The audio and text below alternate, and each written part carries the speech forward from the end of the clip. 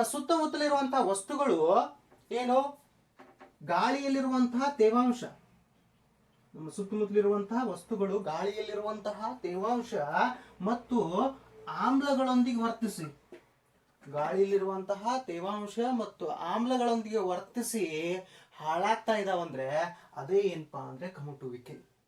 For example, ನಾನು ಕಬ್ಬಿಣದ ತುಕ್ಕು ಹಿಡಿಯೋಕೆನ ನಿಮ್ಗೆ ಎಕ್ಸಾಂಪಲ್ ಆಗಿ ಕೊಟ್ಟಿದ್ದೆ ನೋಡ್ರಿ. ಒಂದು ಹೊಸ ಕಬ್ಬಿಣದ ಮಳೆಯನ್ನು ತಗೊಂಡ್ರೆ ಅದು ಹೊಳಿತಾ ಇರ್ತದ, ತುಂಬಾ ಬ್ರೈಟ್ ಆಗಿರ್ತದ ಅದ್ರ ಸರ್ಫೇಸು.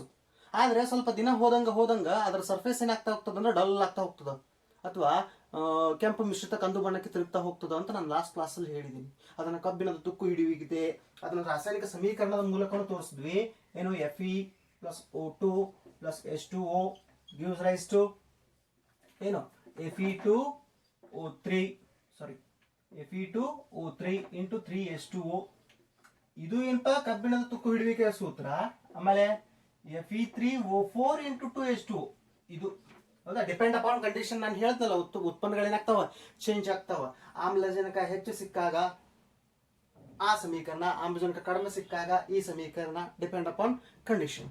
ಹೌದಾ, ಇದು ಕಬ್ಬಿಣದ ತುಕ್ಕು ಹಿಡಿಯುವಿಕೆ. ಗಾಳಿಯಲ್ಲಿರುವಂತಹ ತೇವಾಂಶದೊಂದಿಗೆ ವರ್ತಿಸಿ ಕಬ್ಬಿಣ ಏನಾಯ್ತಪ್ಪ ಅಂದ್ರೆ ಹಾಳಾಯ್ತು, ತುಕ್ಕು ಹಿಡಿತು. ಕಬ್ಬಿಣ ಏನಾಯ್ತು, ಹಾಳಾಯ್ತು ಅಥವಾ ತುಕ್ಕು ಹಿಡಿತು. ಆ ಹಾಳಾದಂತಹ ಕಬ್ಬಿಣದಿಂದ ಮತ್ತೆ ನಾವು ಕಬ್ಬಿಣವನ್ನು, ಶುದ್ಧ ಕಬ್ಬಿಣವನ್ನು ಪಡಿಲಿಕ್ಕೆ ಸಾಧ್ಯ ಇದೆಯಾ? ಇಲ್ಲ. Irreversible reaction. ಒಂದು ಸಲ ರಿಯಾಕ್ಷನ್ ನಡೀತಂದ್ರೆ ಮುಗೀತು, ಮತ್ತೆ ಅದನ್ನು ನಾವು ಪಡ್ಕೊಳ್ಳಿಕ್ಕೆ ಸಾಧ್ಯ ಇಲ್ಲ.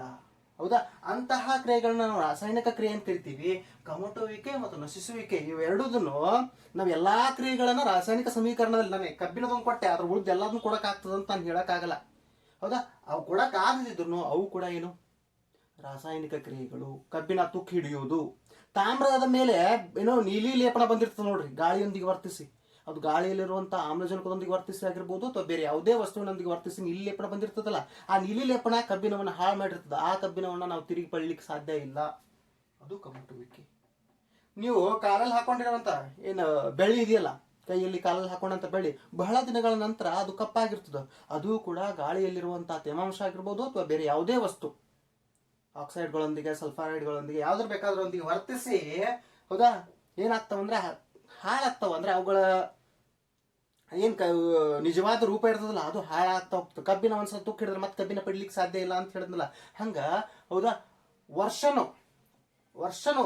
ಪ್ರತಿ ವರ್ಷನೂ ನೋಡ್ರಿ ಕಬ್ಬಿಣದ ಹಳಿಗಳಾಗಿರ್ಬೋದು, ದೊಡ್ಡ ದೊಡ್ಡ ಸೇತುವೆಗಳಾಗಿರ್ಬೋದು, ಇಂಥವೆಲ್ಲ ತುಕ್ಕು ಹಿಡಿಯುವಿಕೆಗೆ, ನಿಧಾನವಾದ ಪ್ರಕ್ರಿಯೆ ತುಕ್ಕು ಹಿಡಿಯುವಿಕೆಗೆ ಒಳಗಾಗಿ ವರ್ಷ ಬೇಕಾದಷ್ಟು ಕಬ್ಬಿಣ ಹಾಳಾಗ್ತಿರ್ತದೆ, ಬೇಕಾದಷ್ಟು ಬೆಳ್ಳಿ ಹಾಳಾಗ್ತಿರ್ತದೆ, ಬೇಕಾದಷ್ಟು ಏನಾಗ್ತಿರ್ತದೆ, ಅಲ್ಯೂಮಿನಿಯಂನ ಪಾತ್ರೆಗಳು ಹಾಳಾಗ್ತಿರ್ತವೆ. ಇವೆಲ್ಲ ಏನಪ್ಪಾ ಅಂದ್ರೆ ಕಮಟುವಿಕೆ ಮತ್ತು ನಶಿಸುವಿಕೆಗಳು. ಕಮಟುವಿಕೆ ಮತ್ತು ನಶಿಸುವಿಕೆಗಳು. ಅದರಲ್ಲಿ ಸ್ಪೆಷಲ್ ಆಗಿ ಕಮಟುವಿಕೆ ಆಹಾರ ಪದಾರ್ಥಗಳಲ್ಲಿ ನಡೆದ್ರೆ, ನಶಿಸುವಿಕೆ ಲೋಹಗಳಲ್ಲಿ ನಡೀತದೆ. ಕಮಟುವಿಕೆ, ನಶಿಸುವಿಕೆ ಎರಡೂದನ್ನು ರಾಸಾಯನಿಕ ಕ್ರಿಯೆಗಳು. ಗಾಳಿಯಲ್ಲಿರುವಂತಹ ತೇವಾಂಶ ಮತ್ತು ಆಮ್ಲಗಳೊಂದಿಗೆ ವರ್ತಿಸಿ ಲೋಹಗಳೇನಾದ್ರೂ ಹಾಳಾಗ್ತಾ ಇದಾವ, ಹಾಳಾಗ್ತಾ ಇದಾವ ಅಂದ್ರೆ ಅದು ನಶಿಸುವಿಕೆ. ಆಮೇಲೆ ಸರ್ ಕಮಟುವಿಕೆ ಅಂದ್ರೆ ಏನ್ರಿ? ಫಾರ್ ಎಕ್ಸಾಂಪಲ್, ಕೊಬ್ಬು ಮತ್ತು ಎಣ್ಣೆ ಪದಾರ್ಥಗಳು. ಕೊಬ್ಬು ಮತ್ತು ಯಾವುದು, ಎಣ್ಣೆ ಪದಾರ್ಥಗಳು ಗಾಳಿಯಲ್ಲಿರುವಂತಹ ಆಮ್ಲಜನಕದೊಂದಿಗೆ ಉತ್ಕರ್ಷಣೆ ಹೊಂದವ. ಗಾಳಿಯಲ್ಲಿರುವಂತಹ ಆಮ್ಲಜನಕದೊಂದಿಗೆ ಏನಾಗ್ತವ, ವರ್ತಿಸಿ ಉತ್ಕರ್ಷಣೆ. ನಾನು ಹೇಳಿದ್ದೇನಲ್ಲ, ಆಮ್ಲಜನಕವನ್ನು ಪಡ್ಕೊಳ್ಳುವಂತಹ ಪ್ರಕ್ರಿಯೆ ಏನು, ಉತ್ಕರ್ಷಣೆಗೆ ಒಳಗಾಗ್ತವ. ಉತ್ಕರ್ಷಣೆಗೆ ಒಳಗಾಗಿ ಹಾಳಾಗ್ತವ. ಹೆಂಗ ಕಬ್ಬಿಣ ಹಾಳಾಯ್ತಲ್ಲ, ಹೆಂಗ ತಾಮ್ರ ಹಾಳಾಯ್ತಲ್ಲ, ಹೆಂಗ ಬೆಳ್ಳಿ ಹಾಳಾಯ್ತಲ್ಲ, ಹಂಗ ಇವು ಕೂಡ ಏನಾಗ್ತಾವ ಅಂದ್ರೆ ಹಾಳಾಗ್ತಾವ. ಆ ರೀತಿ ಹಾಳಾಗ್ತಾ ಇತ್ತಂದ್ರೆ ಅದನ್ನ ನಾವು ಕಮಟುವಿಕೆ ಅಂತ ಕರಿತೀವಿ. ನೋಡ್ರಿ, ಲೋಹಗಳು ನಶಿಸುವಿಕೆಗೆ ಒಳಗಾಗ್ತಾವ, ಆಮೇಲೆ ಆಹಾರ ಪದಾರ್ಥಗಳು ಕಮಟುವಿಕೆಗೆ ಒಳಗಾಗ್ತಾವ. ಕಮಟುವಿಕೆ ಏನು, ಗಾಳಿಯಲ್ಲಿರುವಂತ ಆಮ್ಲಜನಕದೊಂದಿಗೆ ಉತ್ಕರ್ಷಣೆ ಹೊಂದಿ. ಫಾರ್ ಎಕ್ಸಾಂಪಲ್, ಒಂದು ಕೊಬ್ಬರಿ ಎಣ್ಣೆ ತಿಳ್ಕೊಡ್ರಿ, ಒಂದು 6 ತಿಂಗಳಾಯ್ತು ನೀವು ಕೊಬ್ಬರಿ ಎಣ್ಣೆಯನ್ನು ಯೂಸ್ ಮಾಡಿದ್ರೆ ಹೆಂಗ ಬಾಯಿ ತೆರೆದು ಇಟ್ಟಿದ್ದೀರಂದ್ರೆ ಅದನ್ನ ಕೈಯಾಗಿ ಹಾಕೊಂಡು ನೋಡ್ರಿ, ಅದ್ರ ವಾಸನೆ ಕೆಟ್ಟಿರ್ತದ. ಅಪ್ಪಿ ತಪ್ಪಿ ಅದ್ರ ಟೇಸ್ಟ್ ನೋಡ್ರಿ. ಹೌದಾ, ಅದು ತುಂಬಾ ಕೆಟ್ಟ ಟೇಸ್ಟ್ ಹೊಂದಿರ್ತದೆ. ಯಾಕೆ? ಅದು ಹಾಳಾಗಿದೆ. ಯಾಕೆ ಹಾಳಾಯ್ತು? ಉತ್ಕರ್ಷಣೆಗೆ ಒಳಗಾಗಿ ಏನಾಯ್ತು, ಹಾಳಾಯ್ತು. ಅದಕ್ಕೆ ಏನು, ಕಮಟುವಿಕೆ ಆಹಾರ ಪದಾರ್ಥಗಳಲ್ಲಿ ನಡೀತದ ಉತ್ಕರ್ಷಣೆಯಿಂದ. ನಶಿಸುವಿಕೆ ಲೋಹಗಳಲ್ಲಿ ನಡೀತದ ಯಾವುದರಿಂದ? ತೇವಾಂಶ ಮತ್ತು ಆಮ್ಲಗಳಿಂದ. ಇಷ್ಟೇ ಏನಪ್ಪಾ ಅಂದ್ರೆ ಕಮಟುವಿಕೆ ಮತ್ತು ನಶಿಸುವಿಕೆ. ಸರ್ ಡೆಫಿನೇಷನ್ ಏನ್ರಿ ಕಮ್ಮಟುವಿಕೆದ್ದು ಮತ್ತು ನಶಿಸುವಿಕೆದ್ದು? ಮೊದಲು ನಶಿಸುವಿಕೆ, ಲೋಹಗಳು ಗಾಳಿಯಲ್ಲಿರುವಂತಹ ತೇವಾಂಶ ಮತ್ತು ಆಮ್ಲಗಳೊಂದಿಗೆ ವರ್ತಿಸಿ ಏನಾದ್ರೂ ಹಾಳಾಗ್ತಾ ಇದಾವಂದ್ರೆ ಅದನ್ನ ನಶಿಸುವಿಕೆ ಅಂತ ಕರಿತೀವಿ. ಮತ್ತೊಂದ್ಸಲ ಹೇಳ್ತಾ ಇದೀನಿ ನೋಡ್ರಿ, ಲಕ್ಷ ಕೊಡ್ರಿ. ಲೋಹಗಳು ಗಾಳಿಯಲ್ಲಿರುವಂತಹ ತೇವಾಂಶ ಮತ್ತು ಆಮ್ಲವನ್ನ ಹೀರ್ಕೊಂಡು ಅಥವಾ ಅದರೊಂದಿಗೆ ವರ್ತಿಸಿ ಏನಾಗ್ತಾ ಇದಾವ, ಹಾಳಾಗ್ತಾ ಇದಾವಂದ್ರೆ ಅದೇನದು, ನಶಿಸುವಿಕೆ. ಉದಾಹರಣೆಗೆ ಕಬ್ಬಿಣ ಗಾಳಿಯಲ್ಲಿರುವಂತಹ ಆಮ್ಲಜನಕ ಮತ್ತು ತೇವಾಂಶ ನೀರು ದೊಂದಿಗೆ ವರ್ತಿಸಿ ಕಬ್ಬಿಣದ ಆಕ್ಸೈಡ್ ಆಗ್ತದಲ್ಲ, ಅದು ಕಬ್ಬಿಣದ ತುಕ್ಕು ಹಿಡಿಯುವಿಕೆ. ಕಬ್ಬಿಣದ ತುಕ್ಕು ಹಿಡಿಕೆ ಒಂದು ಪ್ರಕ್ರಿಯೆ. ಎಂಥ ಪ್ರಕ್ರಿಯೆ? ನಶಿಸುವಿಕೆ ಪ್ರಕ್ರಿಯೆ. ಎಂಥ ಪ್ರಕ್ರಿಯೆ? ನಶಿಸುವಿಕೆ ಪ್ರಕ್ರಿಯೆ. ಆಮೇಲೆ ಕಮಟುವಿಕೆ, ಕೊಬ್ಬು ಮತ್ತು ಹೆಚ್ಚಾಗಿ ಎಣ್ಣೆ ಪದಾರ್ಥಗಳು, ಇವಿಷ್ಟಲ್ಲ ಮತ್ತೆ ಬೇರೆ ಬೇರೆ ಆಹಾರ ಪದಾರ್ಥಗಳು ಬರ್ತಾವ. ಕೊಬ್ಬು ಮತ್ತು ಎಣ್ಣೆ ಪದಾರ್ಥಗಳು ಗಾಳಿಯಲ್ಲಿರುವಂತಹ ಆಮ್ಲಜನಕವನ್ನು ಹೀರ್ಕೊಂಡು ಅಂದ್ರೆ ಉತ್ಕರ್ಷಣೆಗೆ ಒಳಗಾಗಿ ಅವು ಕೂಡ ಹಾಳಾಗ್ತವ. ಅವು ಕೂಡ ಏನಾಗ್ತವ? ಹಾಳಾಗ್ತವ. ಆ ರೀತಿಯಾಗಿ ಹಾಳಾಗೋದು, ನಾನು ಎಕ್ಸಾಂಪಲ್ ಕೊಬ್ಬರಿ ಎಣ್ಣೆ ಕೊಟ್ಟೆ ನಿಮ್ಗೆ. ಅಥವಾ ನೀವು ತಿನ್ನುವಂತ ಎಣ್ಣೆಯನ್ನು ಭಾಳ ದಿವಸ ಇಟ್ಟಿದ್ರಂದ್ರೆ ಅದ್ರ ಟೇಸ್ಟ್ ಚೆನ್ನಾಗಿರಲ್ಲ. ಹೌದಾ? ಯಾಕೆ? ಅವು ಉತ್ಕರ್ಷಣೆಗೆ ಒಳಗಾಗಿ ಹಾಳಾಗಿರ್ತಾವ. ಉತ್ಕರ್ಷಣೆಗೆ ಒಳಗಾಗಿ ಹಾಳಾಗಿರ್ತಾವ. ಈ ರೀತಿಯಾದಂತಹ ಹಾಳಾದಂತಹ ಕೊಬ್ಬು ಮತ್ತು ಎಣ್ಣೆ ಪದಾರ್ಥಗಳನ್ನ ನಾವೇನಂತ ಕರಿತೀವಿ? ಕಮಟುವಿಕೆ. ಏನಂತ ಕರಿತೀವಿ? ಕಮಟುವಿಕೆ. ಆಹಾರ ಪದಾರ್ಥಗಳು ಯಾವ ರೀತಿಯಾಗಿ ಆಮ್ಲಜನಕದೊಂದಿಗೆ ವರ್ತಿಸಿ ಹಾಳಾಗಿದಾವೆ ಅಂತೇಳಿ ನಾವು ರಾಸಾಯನಿಕ ಸಮೀಕರಣದಲ್ಲಿ ತೋರಿಸ್ಲಿಕ್ಕೆ ಆಗಲ್ಲ. ಯಾಕೆ ತೋರಿಸ್ಲಿಕ್ಕೆ ಆಗಲ್ಲ ಅಂದ್ರೆ ಅದೊಂದು ಸಂಕೀರ್ಣವಾದ ಪ್ರಕ್ರಿಯೆ. ಎಷ್ಟು ಆಮ್ಲಜನಕ ಎಷ್ಟು ಆಹಾರ ಪದಾರ್ಥದ ಅಣುಗಳೊಂದಿಗೆ ವರ್ತಿಸಿದೆ ಅನ್ನೋದನ್ನ ನಾವು ಎಕ್ಸಾಕ್ಟ್ ಆಗಿ ಹೇಳಕ್ಕಾಗಲ್ಲ. ಇಲ್ಲಿ ಮಾತ್ರ ಎಕ್ಸಾಕ್ಟ್ ಆಗಿ ಹೇಳ್ಬೋದು, ಇಂತಿಷ್ಟೇ ಪರಮಾಣುಗಳಾದ ಕಬ್ಬಿಣ ಆಕ್ಸಿಜನ್ ಒಂದಿಗೆ ವರ್ತಿಸಿ ನೀರಿನ ಪರಮಾಣುಗಳೊಂದಿಗೆ ವರ್ತಿಸಿ ಏನೋ ಕಬ್ಬಿಣದ ಆಕ್ಸೈಡ್ ಕೊಟ್ಟಿದೆ ಅಂತ ಹೇಳ್ಬೋದು. ಆದ್ರೆ ಎಲ್ಲಾ ಈ ಕಮಟುವಿಕೆ ಮತ್ತು ನಶಿಸುವಿಕೆ ಬರುವಂತ ಎಲ್ಲಾ ಕ್ರಿಯೆಗಳನ್ನ ನಾವು ರಾಸಾಯನಿಕ ಸಮೀಕರಣಗಳಲ್ಲಿ ವ್ಯಕ್ತಪಡಿಸಲಿಕ್ಕೆ ಸ್ವಲ್ಪ ಕಷ್ಟ ಸಾಧ್ಯ ಆಗ್ತದೆ. ಅದರಲ್ಲೂ ಕಮಟುವಿಕೆ. ನಶಿಸುವಿಕೆ ಕೆಲವುದನ್ನ ನಾವು ವ್ಯಕ್ತಪಡಿಸಬಹುದು. ಈಗ ತಾಮ್ರ ಹೇಳ್ದಲ್ಲ, ತಾಮ್ರ ಗಾಳಿಯಲ್ಲಿರುವಂತಹ ಆಮ್ಲಜನಕದೊಂದಿಗೆ ವರ್ತಿಸಿ ತಾಮ್ರದ ಆಕ್ಸೈಡ್ ಆಗ್ತದೆ, CO. ತೋರಿಸ್ಬೋದು ನಾವು ರಾಸಾಯನಿಕ ಸಂಬಂಧದಲ್ಲಿ. ಆದ್ರೆ ಎಲ್ಲಾನು ತೋರಿಸ್ಲಿಕ್ಕೆ ಆಗೋದಿಲ್ಲ. ಇಷ್ಟು ಏನಪ್ಪಾ ಅಂದ್ರೆ ಕಮಟುವಿಕೆ ಮತ್ತು ನಶಿಸುವಿಕೆ. ಡೆಫಿನೇಷನ್ ಗೊತ್ತಾಯ್ತಾ? ಏನು ನಶಿಸುವಿಕೆ ಅಂದ್ರೆ ಏನು? ಕೆಲವು ಲೋಹಗಳು ಗಾಳಿಯಲ್ಲಿರುವಂತಹ ತೇವಾಂಶ ಮತ್ತು ಆಮ್ಲಗಳೊಂದಿಗೆ ವರ್ತಿಸಿ ಹಾಳಾಗುವಂತ ಪ್ರಕ್ರಿಯೆನೇ ನಶಿಸುವಿಕೆ. ಕೊಬ್ಬು ಮತ್ತು ಎಣ್ಣೆ ಪದಾರ್ಥಗಳು ಗಾಳಿಯಲ್ಲಿರುವಂತಹ ಆಮ್ಲಜನಕದೊಂದಿಗೆ ವರ್ತಿಸಿ ಉತ್ಕರ್ಷಣೆಗೆ ಒಳಗಾಗಿ ಹಾಳಾಗ್ತಾವಲ್ಲ, ಆ ಹಾಳಾಗುವ ಪ್ರಕ್ರಿಯೆನೇ ಕಮಟುವಿಕೆ. ಅದೇನು? ಕಮಟುವಿಕೆ. ಇಷ್ಟು ಏನಪ್ಪಾ ಅಂದ್ರೆ ಕಮಟುವಿಕೆ ಮತ್ತು ನಶಿಸುವಿಕೆ. ಬಹಳ ಸಲ ಎಕ್ಸಾಮ್ ಅಲ್ಲಿ ಕಮಟುವಿಕೆ ಮತ್ತು ನಶಿಸುವಿಕೆ ಬಗ್ಗೆ ಏನು ಡೆಫಿನಿಷನ್ ಆಗಿರ್ಬೋದು ಅಥವಾ ಅದಕ್ಕೆ ಉದಾಹರಣೆ, ನಾನು ಕೊಬ್ಬರಿ ಎಣ್ಣೆದ ಎಕ್ಸಾಂಪಲ್ ಕೊಟ್ಟಿಲ್ಲ, ಆ ಥರ ಉದಾಹರಣೆಯನ್ನ ಎಕ್ಸಾಮ್ ಅಲ್ಲಿ ಕೇಳಿದ್ದೆ. ಹೌದಾ? ಇಷ್ಟು ಏನಪ್ಪಾ ಅಂದ್ರೆ ರಾಸಾಯನಿಕ ಸಮೀಕರಣಗಳು, ಅದರ ವಿಧಗಳು. ರಾಸಾಯನಿಕ ಸಮೀಕರಣಗಳು ಮತ್ತು ಅದರ ವಿಧಗಳು. ಹೌದಾ? ಚಾಪ್ಟರ್ ಎಂಡ್ ಆಗ್ತದ. ಇನ್ನು ನಾನು ಹೇಳಿದ್ದೆ ಲಾಸ್ಟ್ ಕ್ಲಾಸಲ್ಲಿ ನಿಮ್ಗೆ ಹೇಳಿದ್ದೆ, ಏನು ಹೇಳಿದೆಪ್ಪ ಅಂದ್ರೆ ನಾನು ನಿಮ್ಗೆ ಏನು ಮಾಡ್ತೀನಿ ಅಂದ್ರೆ ಕ್ವಶನ್ ಆನ್ಸರ್ಸ್ನ ಡಿಸ್ಕಸ್ ಮಾಡ್ತೀನಿ ಅಂತ ಹೇಳಿದೆ. ಕ್ವಶನ್ ಆನ್ಸರ್ಸ್ನ ಡಿಸ್ಕಸ್ ಮಾಡ್ತೀನಿ ಅಂತ ಹೇಳಿದ್ದೆ. ಹೌದಾ? ಈಗ ಏನು ಮಾಡೋಣ ಅಂದ್ರೆ ಕ್ವಶನ್ ಆನ್ಸರ್ಸ್ನ ಒಂದೊಂದಾಗಿ ಡಿಸ್ಕಸ್ ಮಾಡ್ತಾ ಹೋಗೋಣ. ಎಲ್ಲರೂ ಟೆಕ್ಸ್ಟ್ ಬುಕ್ ತೆಗೀರಿ. ಎಲ್ಲರೂ ನಿಮ್ಮ ಹತ್ರ ಟೆಕ್ಸ್ಟ್ ಬುಕ್ ಇದ್ರೆ, ಇಲ್ಲಾಂದ್ರೆ ನಾನು ಡಿಸ್ಕಸ್ ಮಾಡ್ತಾ ಹೋಗಿರ್ತೀನಿ. ಇಂಪಾರ್ಟೆಂಟ್ ಆನ್ಸರ್ಸ್ ನೋಟ್ ಮಾಡ್ಕೊಳ್ತಾ ಹೋಗ್ರಿ. ಕೆಲವು ಜನ ಈಗ ಏನು, ಫಾರ್ ಎಕ್ಸಾಂಪಲ್ ನಾವು ಏನು ಮಾಡಿದೀವಿ ಅಂದ್ರೆ ಈ ಲಾಕ್ಡೌನ್ ಸಮಯದಲ್ಲಿ ನಿಮ್ಗೆ ಹೋಮ್ವರ್ಕ್ ಕೊಟ್ಟಿದ್ವಿ, ಏನೋ ಕ್ವಶನ್ ಆನ್ಸರ್ಸ್ ಬರೀರಿ ಅಂತ ಸಾವರ್ಕರ್ ಸರ್ ಕೊಟ್ಟಿದ್ರು ಕಾಣಿಸುತ್ತೆ. ಕ್ವಶನ್ ಆನ್ಸರ್ಸ್ ಬರೀರಿ ಅಂತ ಹೇಳಿ ಫಸ್ಟ್ ಚಾಪ್ಟರ್ದು ಸೆಕೆಂಡ್ ಚಾಪ್ಟರ್ದು ನೀವೇ ಓದ್ಕೊಂಡು ಕ್ವಶನ್ ಆನ್ಸರ್ಸ್ ಬರೀರಿ ಅಂತ ಕೊಟ್ಟಿದ್ರು ಕಾಣಿಸುತ್ತೆ. ನಾನು ಈಗ ಡಿಸ್ಕಸ್ ಮಾಡ್ತಾ ಹೋಗ್ತೀನಿ, ನೀವೆಲ್ಲ ಏನು ಮಾಡಿದಿರಲ್ಲ ಅದ್ರ ಕರೆಕ್ಟ್ ಇದೆಯಾ ಅಂತ ಒಂದ್ಸಲ ನೋಡ್ಕೊಂಡು ಹೋಗ್ಬಿಟ್ರಿ. ನೋಡ್ತೀರಾ? ಸರಿ. ಈಗ ಕ್ವಶನ್ ಆನ್ಸರ್ಸ್ನ ಡಿಸ್ಕಸ್ ಮಾಡೋಕ್ಕಿಂತ ಮುಂಚೆ ಯಾರ ಹತ್ರ ಟೆಕ್ಸ್ಟ್ ಬುಕ್ ಇದೆ ಅವ್ರ ಟೆಕ್ಸ್ಟ್ ಬುಕ್ ತೆಗೀರಿ. ಯಾರ ಹತ್ರ ಟೆಕ್ಸ್ಟ್ ಬುಕ್ ಇದೆ ಅವ್ರ ಟೆಕ್ಸ್ಟ್ ಬುಕ್ ತೆಗೀರಿ. ಯಾಕಂದ್ರೆ ಕ್ವಶನ್ ಆನ್ಸರ್ಸ್ ಪೆನ್ಸಿಲ್ ತಗೊಂಡು ಟಿಕ್ ಮಾಡ್ತಾ ಹೋಗ್ರಿ. ಆಮೇಲೆ ಯಾರು ಬರ್ದಿಲ್ಲ ಅವ್ರು ಮತ್ತೆ ಕ್ವಶನ್ ಆನ್ಸರ್ಸ್ನ ಬರೀಬೇಕು, ನಾನು ಕಳಿಸ್ಬೇಕು. ಕ್ವಶನ್ ಆನ್ಸರ್ಸ್ ಬರೀಬೇಕು, ಕಳಿಸ್ಬೇಕು. ಈಗಾಗಲೇ ಕಳಿಸಿದವರು ಅದನ್ನೇ ಮೊದಲಿದ್ದೇನು ಫೋಟೋ ಇದೆಯಲ್ಲ ಅದನ್ನು ಬರ್ದಿದ್ದೇನೆ ಮತ್ತೆ ಫೋಟೋ ಹೊಡೆದು ಕಳಿಸಿದ್ರು ನಡೀತದೆ, ಏನು ಪ್ರಾಬ್ಲಮ್ ಇಲ್ಲ. ಆದರೆ ಯಾರು ಬರ್ದಿಲ್ಲ, ಆಮೇಲೆ ಇಲ್ಲಿ ಒಂದು ನೆನಪಿಡ್ರಿ, ಬಹಳ ಜನ ಇಲ್ಲಿ ನಮಗೆ ಅದೇನಂತಿರಲ್ಲ ಮಂಕ್ ಬೂದಿ ಹಚ್ಚುವಂಥ ಕೆಲಸ ಮಾಡ್ಬೋದು ನೀವು. ಯಾಕಂದರೆ ಬೇರೆಯವ್ರು ಯಾರೋ ಬರ್ದಿರ್ತಾರೆ, ಫೋಟೋ ಹೊಡೆದ ಕಳ್ಸಿ ನನಗೆ, ನಾನು ಹಿಂಗೆ ಏನೋ ಸರ್ ಕಳಿಸ್ಬಿಡ್ತೀನಿ. ಹೌದಾ? ಯಾರ್ಯಾರ್ದು ಗುರ್ತಾಗ್ತದೆ ನನಗೆ. ಅಥವಾ ನಿಮ್ದು ಬಂದ ತಕ್ಷಣವೇ ತರಪ್ಪ ಸುಟೇಂದ್ ಅಂತ ಹೇಳಿ ನಾನು ಚೆಕ್ ಮಾಡ್ತೀನಿ. ಅವಾಗ ತರ್ರಿ ಅಂತ ಹೇಳಿ ಚೆಕ್ ಮಾಡ್ತೀನಿ. ನೀವಲ್ಗಿ ಸಂತೋಷ್ ನೀವಲ್ಗಿ ಯಾಕೆ ಹೋದಿಪ್ಪ? ಸಂತೋಷ್ ನೀವಲ್ಗಿ ಯಾಕೆ ಹೋಗ್ತಾ ಇದ್ದೀರಾ, ಬರ್ತಾ ಇದ್ದೀರಾ? ಭಾಳ ಜನ ಹಾಂ ಸರಿ, ಹೋಗೋದು ಮಾಡಬೇಡ್ರಿ. ಯಾಕೋ ಭಾಳ ಜನ ಲೆಫ್ಟ್ ಅಂತ ತೋರಿಸ್ತಾ ಇದೆ ನಂಗೆ ಸ್ಕ್ರೀನ್ ಮೇಲೆ. ಹೋಗಬೇಡ್ರಿ, ಕ್ಲಾಸನ್ನ ಅರ್ಧಕ್ಕೆ ಬಿಟ್ಟು ಹೋಗಬೇಡ್ರಿ. ತಿಳಿತಿಲ್ಲ? ಹಾಂ, ಇನ್ನು ಕ್ವಶನ್ ಆನ್ಸರ್ ಡಿಸ್ಕಸ್ ಮಾಡೋಣ. ನಿಮಗೇನಾದರೂ ಕ್ವಶನ್ ಆನ್ಸರ್ಸಲ್ಲಿ ಡೌಟ್ ಇದ್ದರೆ ನಾನು ಕೇಳ್ಬೋದು. ನಿಮಗೇನಾದರೂ ಕ್ವಶನ್ ಆನ್ಸರ್ಸಲ್ಲಿ ಡೌಟ್ ಇದ್ದರೆ ನನಗೆ ಕೇಳ್ತಾ ಹೋಗ್ಬೋದು. ಯಾಕಂದ್ರೆ ಕ್ವಶನ್ ಆನ್ಸರ್ಸ್ ನೀವೇ ಬರೆಯೋದು ಬೇರೆ, ಆಮೇಲೆ ಡೌಟ್ ಕ್ಲಿಯರ್ ಮಾಡಿ ಬರೆಯೋದು ಬೇರೆ. ಅದಕ್ಕೆ ಒಂದು ಸ್ವಲ್ಪ ಈಗ ಏನ್ ಮಾಡೋಣ ಅಂದ್ರೆ ಕ್ವಶನ್ ಆನ್ಸರ್ಸ್ ಡಿಸ್ಕಸ್ ಮಾಡ್ತಾ ಹೋಗೋಣ. ಮೊದಲನೇ ಸಮೀಕರಣ ಏನಿದೆಯಪ್ಪ ಅಂದ್ರೆ ಸೀಸದ ಆಕ್ಸೈಡ್ ಕಾರ್ಬನ್ ನೊಂದಿಗೆ ವರ್ತಿಸಿ, ಸೀಸದ ಆಕ್ಸೈಡ್ PbO ಯಾವ್ದೊಂದಿಗೆ ಕಾರ್ಬನ್ ನೊಂದಿಗೆ ವರ್ತಿಸಿ ಏನ್ ಕೊಡ್ತದಪ್ಪ ಅಂದ್ರೆ ಸೀಸ ಮತ್ತು ಕಾರ್ಬನ್ ಡೈಆಕ್ಸೈಡ್ ಕೊಡ್ತದ, ಸೀಸ ಮತ್ತು ಕಾರ್ಬನ್ ಡೈಆಕ್ಸೈಡ್ ಕೊಡ್ತದ. ಇದೊಂದು ರಾಸಾಯನಿಕ ಸಮೀಕರಣ. ಇಲ್ಲಿ ಉತ್ಕರ್ಷಣೆ ಅಪಕರ್ಷಣ ಕ್ರಿಯೆಗಳು ನಡೆದಿದ್ದಾವೆ. ಅಲ್ಲಿ ಕ್ವಶನ್ ಏನ್ ಕೇಳಿದಾರೆ ಅಂದ್ರೆ ಮೊದಲನೇದು ಈ ಕೆಳಗಿನ ಕ್ರಿಯೆಯ ಕುರಿತು ಹೇಳಿಕೆಗಳಲ್ಲಿ ಯಾವುದು ತಪ್ಪಾಗಿದೆ ಅದನ್ನ ಆರಿಸಿ ಅಂತ ಹೇಳಿದಾರೆ. ಯಾವುದು ತಪ್ಪಾಗಿದೆ, ಸರಿಯಾಗಿದೆ ಅಲ್ಲ, ಯಾವುದು ತಪ್ಪಾಗಿದೆ ಅದನ್ನ ಆರಿಸ್ರಿ. ನಾನು ಈಗಾಗಲೇ ಬಹಳ ಕ್ಲಿಯರ್ ಒತ್ತಿ ನಿಮ್ಗೆ ಲಾಸ್ಟ್ ಕ್ಲಾಸಲ್ಲಿ ನಾನು ಹೇಳಿದ್ದೀನಿ. ಏನು ಹೇಳಿದ್ದೀನಪ್ಪ ಅಂದ್ರೆ ಏನು ಉತ್ಕರ್ಷಣೆ ಮತ್ತು ಅಪಕರ್ಷಣೆಯನ್ನು ಯಾವತ್ತು ಪ್ರತಿವರ್ತಕಗಳ ಆಧಾರದ ಮೇಲೆ ನಿರ್ಧರಿಸಬೇಕು. ಉತ್ಕರ್ಷಣೆ ಮತ್ತು ಅಪಕರ್ಷಣೆಗಳನ್ನು ಯಾವತ್ತು ಪ್ರತಿವರ್ತಕಗಳ ಆಧಾರದ ಮೇಲೆ ಏನ್ ಮಾಡ್ಬೇಕು, ನಿರ್ಧರಿಸಬೇಕು. ಹಾಗಾದ್ರೆ ಪ್ರತಿವರ್ತಕಗಳ ಆಧಾರದ ಮೇಲೆ ನಿರ್ಧರಿಸಬೇಕಂದ್ರೆ ಒಂದು ಕ್ಲಿಯರ್ ಆಗಿಬಿಡ್ರಿ. ಹೌದಾ, ಸೀಸದ ಆಕ್ಸೈಡ್ ತನ್ನಲ್ಲಿರುವಂತಹ ಆಮ್ಲಜನಕವನ್ನು ಕಳ್ಕೊಂಡು ಅಪಕರ್ಷಣೆಗೆ ಒಳಗಾಗಿದೆ. ಸೀಸದ ಆಕ್ಸೈಡ್ ಅಪಕರ್ಷಣೆಗೆ ಒಳಗಾಗಿದೆ, ಫಿಕ್ಸ್. ಎರಡನೇದು ಕಾರ್ಬನ್ ಆಮ್ಲಜನಕವನ್ನು, ಇದರಲ್ಲಿರುವಂತಹ ಆಮ್ಲಜನಕವನ್ನು ಪಡ್ಕೊಂಡು ಉತ್ಕರ್ಷಣೆಗೆ ಒಳಗಾಗಿದೆ. ಇವು ಎರಡೇ ಕರೆಕ್ಟ್. ಇದ್ರ ಬಿಟ್ಟು ಉಳಿದು ಯಾವ ಕರೆಕ್ಟ್ ಅಲ್ಲ, ಇದನ್ನ ಬಿಟ್ಟು ಉಳಿದು ಯಾವ ಕರೆಕ್ಟ್ ಅಲ್ಲ. ಅಲ್ಲಿ ಆಪ್ಷನ್ಸ್ ಏನೇನಿದಾವ ನೋಡ್ರಿ. ಸೀಸ ಅಪಕರ್ಷಣಗೊಂಡಿದೆ, ಪ್ರತಿವರ್ತಕಗಳ ಆಧಾರದ ಮೇಲೆ ಅಷ್ಟೇ ಹೇಳಬೇಕು. ಇಲ್ಲಿ ಉತ್ಪನ್ನಗಳ ಆಧಾರದ ಮೇಲೆ ಹೇಳ್ತಾ ಇದ್ದಾರೆ. ಹಾಗಾದ್ರೆ ಮೊದಲೇ ತಪ್ಪಿದೆ. ಏನಿದೆ ತಪ್ಪಿದೆ. ಅವ್ರು ತಪ್ಪ ಕಂಡಿಡಿ ಅಂತ ಹೇಳಿದಾರ. ಅವ್ರು ಏನ್ ಕಂಡಿಡಿ ಅಂತ ಹೇಳಿದಾರೆ, ತಪ್ಪ ಕಂಡಿಡಿ ಅಂತ ಹೇಳಿದಾರೆ. ಬಂದಾಯ್ತು. ಎರಡನೇದು ಕಾರ್ಬನ್ ಡೈಆಕ್ಸೈಡ್ ಉತ್ಕರ್ಷಣಗೊಂಡಿದೆ. ಕಾರ್ಬನ್ ಡೈಆಕ್ಸೈಡ್ ಏನ್ ಹೇಳ್ತೀನಿ, ಯಾವತ್ತು ಉತ್ಕರ್ಷಣೆ ಮತ್ತು ಅಪಕರ್ಷಣೆಗಳನ್ನು ಯಾವ ಆಧಾರದ ಮೇಲೆ ಹೇಳಬೇಕು, ಪ್ರತಿವರ್ತಕಗಳ ಆಧಾರದ ಮೇಲೆ.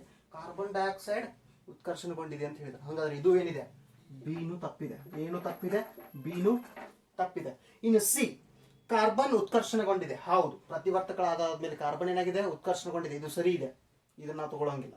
ನೆಕ್ಸ್ಟ್, ಸೀಸದ ಆಕ್ಸೈಡ್ ಅಪಕರ್ಷಣಗೊಂಡಿದೆ. ಸೀಸದ ಆಕ್ಸೈಡ್ ಏನಾಗಿದೆ, ಅಪಕರ್ಷಣಗೊಂಡಿದೆ. ಇದು ಸರಿ ಇದೆ. ಇವೆರಡೇನಿದಾವ, ಸರಿ ಇದಾವ. ಹಂಗಾದ್ರೆ ನಿಮ್ಮ ಆನ್ಸರ್ ಅಲ್ಲಿರುವಂತಹ ಆಪ್ಷನ್ ಎ ಮತ್ತು ಬಿ ಎರಡು ಏನು ತಪ್ಪ ಆನ್ಸರ್ಗಳು. ಹಂಗಾದ್ರೆ ನಿಮ್ಮ ಆನ್ಸರ್ ಆಪ್ಷನ್ 1. ನಿಮ್ಮ ಆನ್ಸರ್ ಏನು, ಆಪ್ಷನ್ 1. ಎ ಮತ್ತು ಬಿ ಎರಡೂ ತಪ್ಪಿದಾವ. ತಪ್ಪಾದದ್ದನ್ನೇ ಆರಿಸ್ರಿ ಅಂತ ಹೇಳಿದಾರ ಅವರು. ತಪ್ಪಾದದ್ದನ್ನೇ ಆರಿಸ್ರಿ. ಅಲ್ಲಿರುವಂತಹ ಆಪ್ಷನ್ಗಳು ಯಾವ ಅಂದ್ರೆ ಎ ಮತ್ತು ಬಿ, ಎ ಮತ್ತು ಸಿ. ಥರ್ಡ್ ಆಪ್ಷನ್ ಏನಿದೆ ಅಂದ್ರೆ ಎ ಬಿ ಸಿ ಎಲ್ಲವು. ಇಲ್ಲಿ ಏನು ತಪ್ಪಾದಂತ ಆಪ್ಷನ್ಗಳು ಯಾವ, ಎ ಮತ್ತು ಬಿ. ಅದಕ್ಕೆ ನಿಮ್ಮ ಆನ್ಸರ್ ಆಪ್ಷನ್ 1. ಬಹಳ ಜನ ಇದ್ರ ಕನ್ಫ್ಯೂಷನ್ ಆಗ್ತೀರಾ. ಕನ್ಫ್ಯೂಷನ್ ಆಗೋ ಅವಶ್ಯಕತೆ ಇಲ್ಲ. ಒಂದೇ ಕ್ವಶನ್ ಮುಗೀತು. ಇದ್ರಲ್ಲಿ ಏನಾದ್ರು ಡೌಟ್ ಇದ್ರೆ ಕೇಳ್ರಿ. ಇಲ್ಲ, ಓಕೆ. ನೆಕ್ಸ್ಟ್, ಇನ್ನು ಎರಡನೇದು ಕಬ್ಬಿನ ಅಲ್ಯೂಮಿನಿಯಂನೊಂದಿಗೆ, ಕಬ್ಬಿಣದ ಆಕ್ಸೈಡ್ ಅಲ್ಯೂಮಿನಿಯಂಗೆ ವರ್ತಿಸಿ ಕಬ್ಬಿಣವನ್ನು ಬೇರ್ಪಡಿಸ್ತದ. Fe2O3 plus Al gives rise to ಏನಪ್ಪಾ ಅಂದ್ರೆ ಕಬ್ಬಿಣದ ಅಲ್ಯೂಮಿನಿಯಂನೊಂದಿಗೆ ವರ್ತಿಸಿ ಏನ್ ಕೊಡ್ತಾ ಇದೆ ಅಂದ್ರೆ ಅಲ್ಯೂಮಿನಿಯಂ ಆಕ್ಸೈಡ್ ಕೊಡ್ತಾ ಇದೆ. Al2O3 ಪ್ಲಸ್ ಕಬ್ಬಿಣ ಬೇರ್ಪಡ್ತಾ ಇದೆ. ನೋಡ್ರಿ, ಕಬ್ಬಿಣದ ಆಕ್ಸೈಡ್ ಅಲ್ಯೂಮಿನಿಯಂನೊಂದಿಗೆ ವರ್ತಿಸಿ ಅಲ್ಯೂಮಿನಿಯಂ ಆಕ್ಸೈಡ್ ಸೂತ್ರ Al2O3. ಆಮೇಲೆ ಕಬ್ಬಿಣವನ್ನ ಬೇರ್ಪಡಿಸ್ತಾ ಇದೆ. ರಿಯಾಕ್ಷನ್ ನೋಡಿದ ತಕ್ಷಣ ನಿಮ್ಗೆ ಗೊತ್ತಾಗಬೇಕು ಇದು ರಾಸಾಯನಿಕ ಸಮೀಕರಣಗಳಲ್ಲಿ ಯಾವ ಕ್ರಿಯೆ ಅಂತ. ರಾಸಾಯನಿಕ ಸಮೀಕರಣಗಳಲ್ಲಿ ಯಾವ ಕ್ರಿಯೆ. ಹೆಚ್ಚು ಕ್ರಿಯಾಶೀಲವಾದ ಧಾತು ಕಡಿಮೆ ಕ್ರಿಯಾಶೀಲವಾದ ಧಾತುವನ್ನು ಏನ್ ಮಾಡ್ತಾ ಇದೆ, ಸ್ಥಾನಪಲ್ಲಟಗೊಳಿಸ್ತಾ ಇದೆ. ಹೆಚ್ಚು ಕ್ರಿಯಾಶೀಲವಾದ ಧಾತು ಕಡಿಮೆ ಕ್ರಿಯಾಶೀಲವಾದ ಧಾತುವನ್ನು ಏನ್ ಮಾಡ್ತಾ ಇದೆ, ಸ್ಥಾನಪಲ್ಲಟಗೊಳಿಸ್ತಾ ಇದೆ. ಹಾಗಾದ್ರೆ ನಿಮ್ಮ ಅಲ್ಲಿರುವಂತಹ ಆಪ್ಷನ್ಸ್ ಸಂಯೋಗ ಕ್ರಿಯೆ, ದ್ವಿಸ್ಥಾನಪಲ್ಲಟ ಕ್ರಿಯೆ, ವಿಭಜನ ಕ್ರಿಯೆ. ಆಪ್ಷನ್ ಡಿ ಸ್ಥಾನಪಲ್ಲಟ ಕ್ರಿಯೆ ಇದೆ. ಹಾಗಾದ್ರೆ ನಿಮ್ಮ ಆನ್ಸರ್ ಯಾವುದು, ಆಪ್ಷನ್ ಡಿ ಸ್ಥಾನಪಲ್ಲಟ ಕ್ರಿಯೆ. ಇದು ಕ್ಲಿಯರ್ ಆಯ್ತಲ್ಲ. ಹಿಂಗ ಪ್ರತಿಯೊಂದನ್ನು ಐಡೆಂಟಿಫೈ ಮಾಡ್ಬೇಕಾಗ್ತದ. ಯಾವ ರಾಸಾಯನಿಕ ಸಮೀಕರಣ ಇದೆ ಸಮೀಕರಣ ನಿಮ್ಗೆ ಎಕ್ಸಾಂಪಲ್ ಕೊಟ್ಟಿರ್ತಾರ, ಅದನ್ನು ನೋಡ್ಬಿಟ್ಟು ಅದು ಸ್ಥಾನಪಲ್ಲಟ ಕ್ರಿಯೆ ಇದೆಯೋ, ವಿಭಜನ ಕ್ರಿಯೆ ಇದೆಯೋ, ಸಂಯೋಗ ಕ್ರಿಯೆ ಇದೆಯೋ ಅಥವಾ ದ್ವಿಸ್ಥಾನಪಲ್ಲಟ ಕ್ರಿಯೆ ಇದೆಯೋ ಅನ್ನೋದನ್ನ ಕಂಡುಹಿಡಿಬೇಕಾಗ್ತದೆ. ಇದು ಕ್ಲಿಯರ್ ಆಯ್ತು, ಎರಡನೇದು. ನೆಕ್ಸ್ಟ್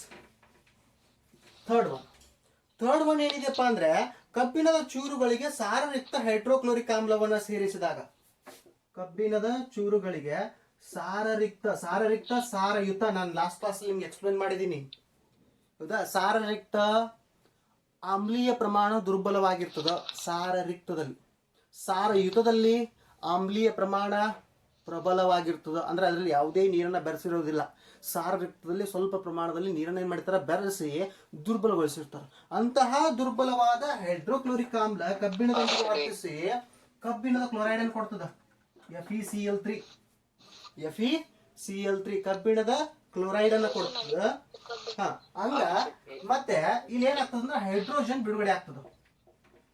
ಹೈಡ್ರೋಜನ್ ಏನಾಗ್ತದ, ಬಿಡುಗಡೆ ಆಗ್ತದ. ಕಬ್ಬಿಣದ ಚೂರುಗಳೊಂದಿಗೆ ಸಾರರಹಿತ ಹೈಡ್ರೋಕ್ಲೋರಿಕ್ ಆಮ್ಲವನ್ನು ಸೇರಿಸಿದಾಗ ಏನಾಗುತ್ತದೆ ಅಂತ ಕೇಳಿದಾರೆ. ಏನಾಗುತ್ತದೆ, ನೀವು ರಾಸಾಯನಿಕ ಸಮೀಕರಣ ಬರೆದ್ರೆ ನಿಮ್ಗೆ ಗೊತ್ತಾಗ್ಬಿಡ್ತದೆ ಏನಾಗ್ತದೆ ಅಂತೇಳಿ. ಏನಾಗ್ತದ, ಕಬ್ಬಿಣದ ಕ್ಲೋರೈಡ್ ಮತ್ತು ಹೈಡ್ರೋಜನ್ ಬಿಡುಗಡೆ ಆಗ್ತದ. ಹಂಗಾರೆ ಆಪ್ಷನ್ ಯಾವುದು? ಆಪ್ಷನ್ ಎ, ಕಬ್ಬಿಣದ ಕ್ಲೋರೈಡ್ ಮತ್ತು ಹೈಡ್ರೋಜನ್ ಬಿಡುಗಡೆ ಆಗ್ತದ. ಅರ್ಥ ಆಯ್ತಲ್ಲ ಇದು? ಸರಿ. ನೆಕ್ಸ್ಟ್ ಸಮೀಕರಣ ಇಲ್ಲ. ಸರಿದೂಗಿಸಿದ ರಾಸಾಯನಿಕ ಸಮೀಕರಣ ಎಂದರೇನು? ರಾಸಾಯನಿಕ ಸಮೀಕರಣಗಳನ್ನು ಏಕ ಸರಿದೂಗಿಸಬೇಕು. ಮೊದಲು ಹಾಫ್ ಕ್ವಶನ್ ಉತ್ತರ ಕೊಡೋಣ. ಕ್ವಶನ್ ನಂಬರ್ 4 ಏನಿದೆಯಪ್ಪ ಅಂದ್ರೆ, ಸರಿದೂಗಿಸಿದ ರಾಸಾಯನಿಕ ಸಮೀಕರಣ ಎಂದರೇನು? ಸರಿದೂಗಿಸಿದ ರಾಸಾಯನಿಕ ಸಮೀಕರಣ ಎಂದರೇನು? ಆಮೇಲೆ ರಾಸಾಯನಿಕ ಸಮೀಕರಣಗಳನ್ನು ಸರಿದೂಗಿಸುವಂತ ಅವಶ್ಯಕತೆ ಏನಿದೆ ಅಂತ ಕೇಳಿದಾರ. ಮೊದಲು ರಾಸಾಯನಿಕ ಸಮೀಕರಣ ಅಂದ್ರೆ ಏನು ಅಂತ ಯಾರು ಹೇಳ್ತೀರಾ? ಹುಣಸಿ ಕಟ್ಟಿ ಹೇಳ್ತೀಯಪ್ಪ, ಉಳಿದವ್ರು ಯಾರು ಮೈಕ್ ಓಪನ್ ಮಾಡಬೇಡ್ರಿ. ಹುಣಸಿ ಕಟ್ಟಿ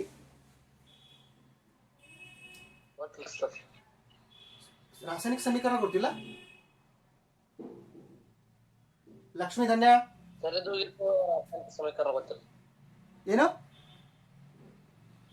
ಹುಣಸಿ ಕಟ್ಟಿ ಹೇಳು. ಓಕೆ, ಇರ್ಲಿ. ಲಕ್ಷ್ಮಿ, ರಾಸಾಯನಿಕ ಕ್ರಿಯೆ ಅಥವಾ ರಾಸಾಯನಿಕ ಸಮೀಕರಣ ಅಂದ್ರೆ ಏನು?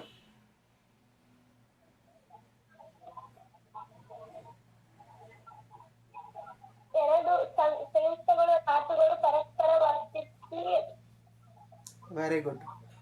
ಹಂಗೂ ಕೊಡ್ಬೋದು, ಮತ್ತೊಂದು ರೀತಿನೂ ಕೊಡ್ಬೋದು.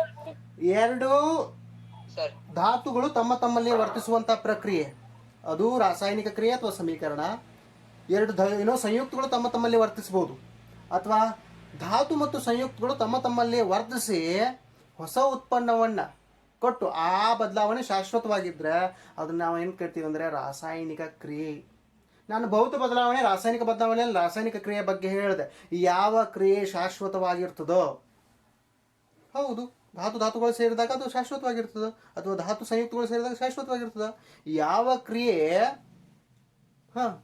ನಡೆದಾಗ ಅದು ಶಾಶ್ವತವಾಗಿರ್ತದ ಮತ್ತು ಹೊಸ ಉತ್ಪನ್ನಗಳನ್ನು ಕೊಡ್ತದ, ಅಂತಹ ಕ್ರಿಯೆನ ನಾವು ರಾಸಾಯನಿಕ ಕ್ರಿಯೆ ಅಥವಾ ರಾಸಾಯನಿಕ ಸಮೀಕರಣ ಅಂತ ಕರಿತೀವಿ. ಆದ್ರೆ ಇಲ್ಲಿ ಟೆಕ್ಸ್ಟ್ ಬುಕ್ ಅಲ್ಲಿ ರಾಸಾಯನಿಕ ಕ್ರಿಯೆ ಅಥವಾ ರಾಸಾಯನಿಕ ಸಮೀಕರಣ ಎಂದರೇನು ಕೇಳಿಲ್ಲ. ಅವ್ರು ಏನ್ ಕೇಳಿದಾರ? ಏನೋ ಸರಿದೂಗಿಸಿದ ರಾಸಾಯನಿಕ ಸಮೀಕರಣ ಎಂದರೇನು? ಸಿಂಪಲ್ ಆಗಿ ಹೇಳು. ಪ್ರತಿವರ್ತಕ ಮತ್ತು ಉತ್ಪನ್ನಗಳಲ್ಲಿರುವ ಧಾತು ಅಥವಾ ಸಂಯುಕ್ತಗಳ ರಾಶಿ ಮತ್ತು ಆವೇಶ ಸಮನಾಗಿರುವ ಸಮೀಕರಣವೇ ರಾಸಾಯನಿಕ. Very good. ರಾಶಿ ಮತ್ತು ಆವೇಶ ಸಮನಾಗಿರೋದು ಅಂದ್ರೆ ಏನು? ಪ್ರತಿವರ್ತಕಗಳ ಸೈಡ್ ಎಷ್ಟು ಧಾತುಗಳಿದಾವೋ ಅಷ್ಟೇ ಧಾತುಗಳು ಉತ್ಪನ್ನಗಳ ಸೈಡ್ ಇರಬೇಕು. ಆಮೇಲೆ ಪ್ರತಿವರ್ತಕಗಳ ಸೈಡ್, ಫಾರ್ ಎಕ್ಸಾಂಪಲ್ ನಾನು Na+Cl ತಗೊಂಡೆ. ಅದು ಪ್ಲಸ್ ಇದೆ, ಕ್ಲೋರಿನ್ ಮೈನಸ್ ಇದೆ, ಇವು ಎರಡು ಸೇರಿ ಏನಾಗ್ತವೆ? NaCl. ಒಂದು ಇಲೆಕ್ಟ್ರಾನ್ ಕೊಟ್ಟು ಒಂದು ಇಲೆಕ್ಟ್ರಾನ್ ತಗೋತು. ಆವೇಶಗಳು ಸಮಾಗಿರ್ಬೇಕು, ಆವೇಶಗಳು ಬದಲಾಗಬಾರ್ದು. ಆವೇಶಗಳನ್ನು ಸರಿದೂಗಿಸುವ ಅವಶ್ಯಕತೆ ಇಲ್ಲ. ನೀವು ಧಾತುಗಳನ್ನು ಸರಿಯಾಗಿ ಸರಿದೂಗಿಸಿದ್ರೆ ಆವೇಶಗಳನ್ನ ಸರಿದೂಗಿಸುವಂತ ಅವಶ್ಯಕತೆನೇ ಇಲ್ಲ. ಆದ್ರೂ ಒಂದು ರಾಸಾಯನಿಕ ಕ್ರಿಯೆಯಲ್ಲಿ ಪ್ರತಿವರ್ತಕಗಳನ್ನ ಉತ್ಪನ್ನಗಳೊಂದಿಗೆ ಯಾವುದರ ಆಧಾರದ ಮೇಲೆ? ಧಾತುಗಳು ಮತ್ತು ಆವೇಶಗಳೊಂದಿಗೆ ಸರಿದೂಗಿಸ್ತಾ ಇದ್ದೀರಿ ಅಂದ್ರೆ ಆ ರಾಸಾಯನಿಕ ಸಮೀಕರಣವನ್ನು ಏನ್ ಕೇಳ್ತೀವಿ ನಾವು? ಸರಿದೂಗಿಸಿದ ರಾಸಾಯನಿಕ ಸಮೀಕರಣ. ಸರಿದೂಗಿಸಿದ ರಾಸಾಯನಿಕ ಸಮೀಕರಣ. ಇನ್ನ ಸ್ವಲ್ಪ ಕೇಳ್ರಿ, ಇನ್ನ ಹಾಫ್ ಕ್ವಶನ್ ಇದೆ. ಏನಿದೆ ಅಲ್ಲಿ? ರಾಸಾಯನಿಕ ಸಮೀಕರಣಗಳನ್ನ ಏಕೆ ಸರಿದೂಗಿಸಬೇಕು? ರಾಸಾಯನಿಕ ಸಮೀಕರಣಗಳನ್ನ ಏಕೆ ಸರಿದೂಗಿಸಬೇಕು, ಯಾಕಂತ ಯಾರಾದ್ರೂ ಹೇಳ್ತೀರಾ? ಸಣ್ಣಕಿನವ್ರು, ಯಾಕೆ ಸರಿದೂಗಿಸ್ಬೇಕಪ್ಪ?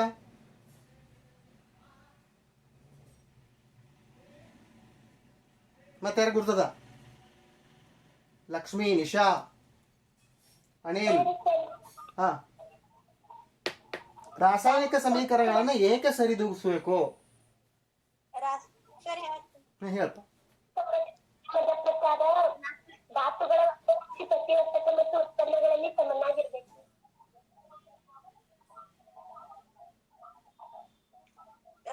ಇಲ್ಲ ಇಲ್ಲ, ಈಗ ಕಾನ್ಸೆಪ್ಟ್ ಕರೆಕ್ಟ್ ಇದೆ, ಬಟ್ ಇನ್ನೊಂದು ಸ್ವಲ್ಪ ನೋಡಿ ನಿಂಗೆ ಹೇಳ್ತೀನಿ ನಾನು. ಫಾರ್ ಎಕ್ಸಾಂಪಲ್ ಹೈಡ್ರೋಜನ್ನು ಆಕ್ಸಿಜನ್ನೊಂದಿಗೆ ವರ್ತಿಸಿ ನೀರನ್ನು ಕೊಡ್ತದ ಅಂತ ಹೇಳಿದೆ.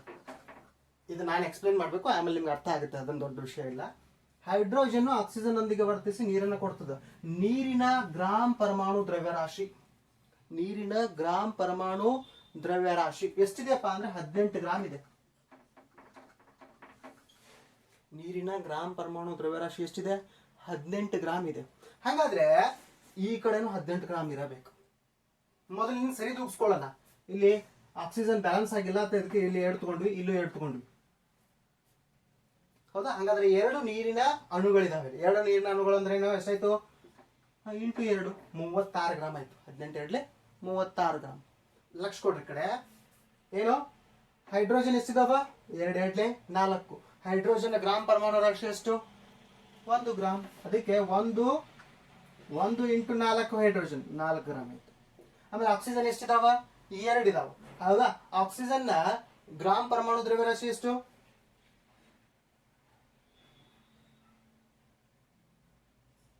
ಯಾರು ಹೇಳ್ತೀರಾ? 16. ಒಂದು ಆಕ್ಸಿಜನ್ ಪರಮಾಣುವಿನ ಗ್ರಾಮ್ ಪರಮಾಣು ದ್ರವ್ಯರಾಶಿ 16. ಅಣುವಿನ ರಾಶಿ ಎಷ್ಟು?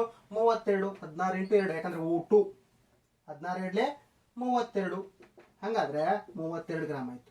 32 ಪ್ಲಸ್ 4 36 ಗ್ರಾಮ್.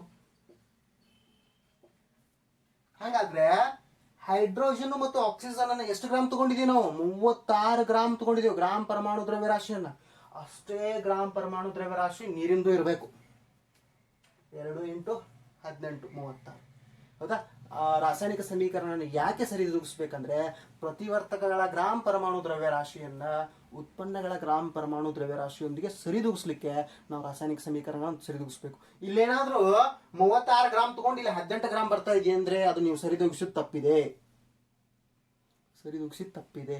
ಧಾತುಗಳನ್ನು ಸರಿದೂಗಿಸ್ತಾ ಇದು ಬರುತ್ತಲ್ಲ, ಅದು ಸರಿದೂಗಿಸುವಂತ ಅವಶ್ಯಕತೆ. ಇಂತಿಷ್ಟು ಗ್ರಾಮ್ ನಾವು ಏನೋ ಪ್ರತಿವರ್ತಕವನ್ನು ತಗೊಂಡಿದ್ದೀವಿ ಅಂದ್ರೆ ಇಂತಿಷ್ಟು ಉತ್ಪನ್ನ ಬರಲೇಬೇಕು. ಯಾಕಂದ್ರೆ ಐನ್ಸ್ಟೀನ್ ಪ್ರಕಾರ ದ್ರವ್ಯರಾಶಿ ಎಲ್ಲೂ ಹೋಗೋದಿಲ್ಲ, ಅದು ರಾಸಾಯನಿಕ ಸಮೀಕರಣದಲ್ಲೇ ಇರಬೇಕು.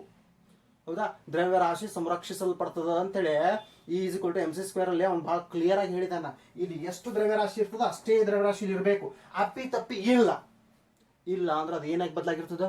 ಶಕ್ತಿಯಾಗಿ ಬದಲಾಗಿರ್ತದ. ಅದು ಎಲ್ಲಿರ್ತದ? ನಮ್ಮ ಪರಿಸರದಲ್ಲಿ ಇರ್ತದ.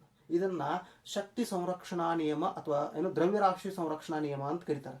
ಶಕ್ತಿ ಸಂರಕ್ಷಣಾ ನಿಯಮ ಅಥವಾ ದ್ರವ್ಯರಾಶಿ ಸಂರಕ್ಷಣಾ ನಿಯಮ ಅಂತ ಕರೀತಾರೆ. ಇದು ಇರಲೇಬೇಕು. ಈ ಕಡೆ ಎಷ್ಟು ತಗೋತೀವಿ ಅಷ್ಟು ಈ ಕಡೆ ಇರಬೇಕು. ಇದು ಇರಲ್ಲ ಎಲ್ಲಿ?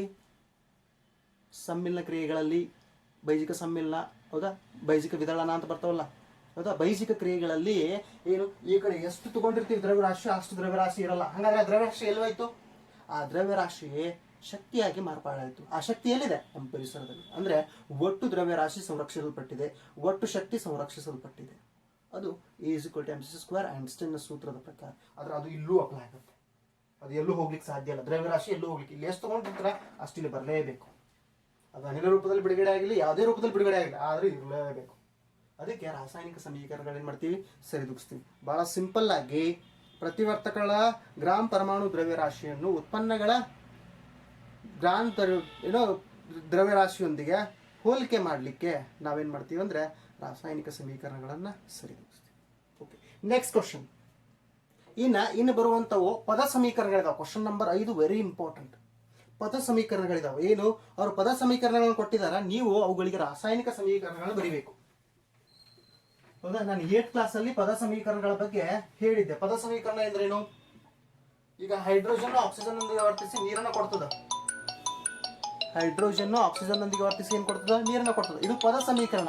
ಅದನ್ನ H2 + O2 gives rise to H2O ಅಂತ ಬರ್ದ್ವಿ. H2O ಅಂತ ಬರ್ದ್ವಿ. ಹೌದಾ? ಹಂಗಾದ್ರೆ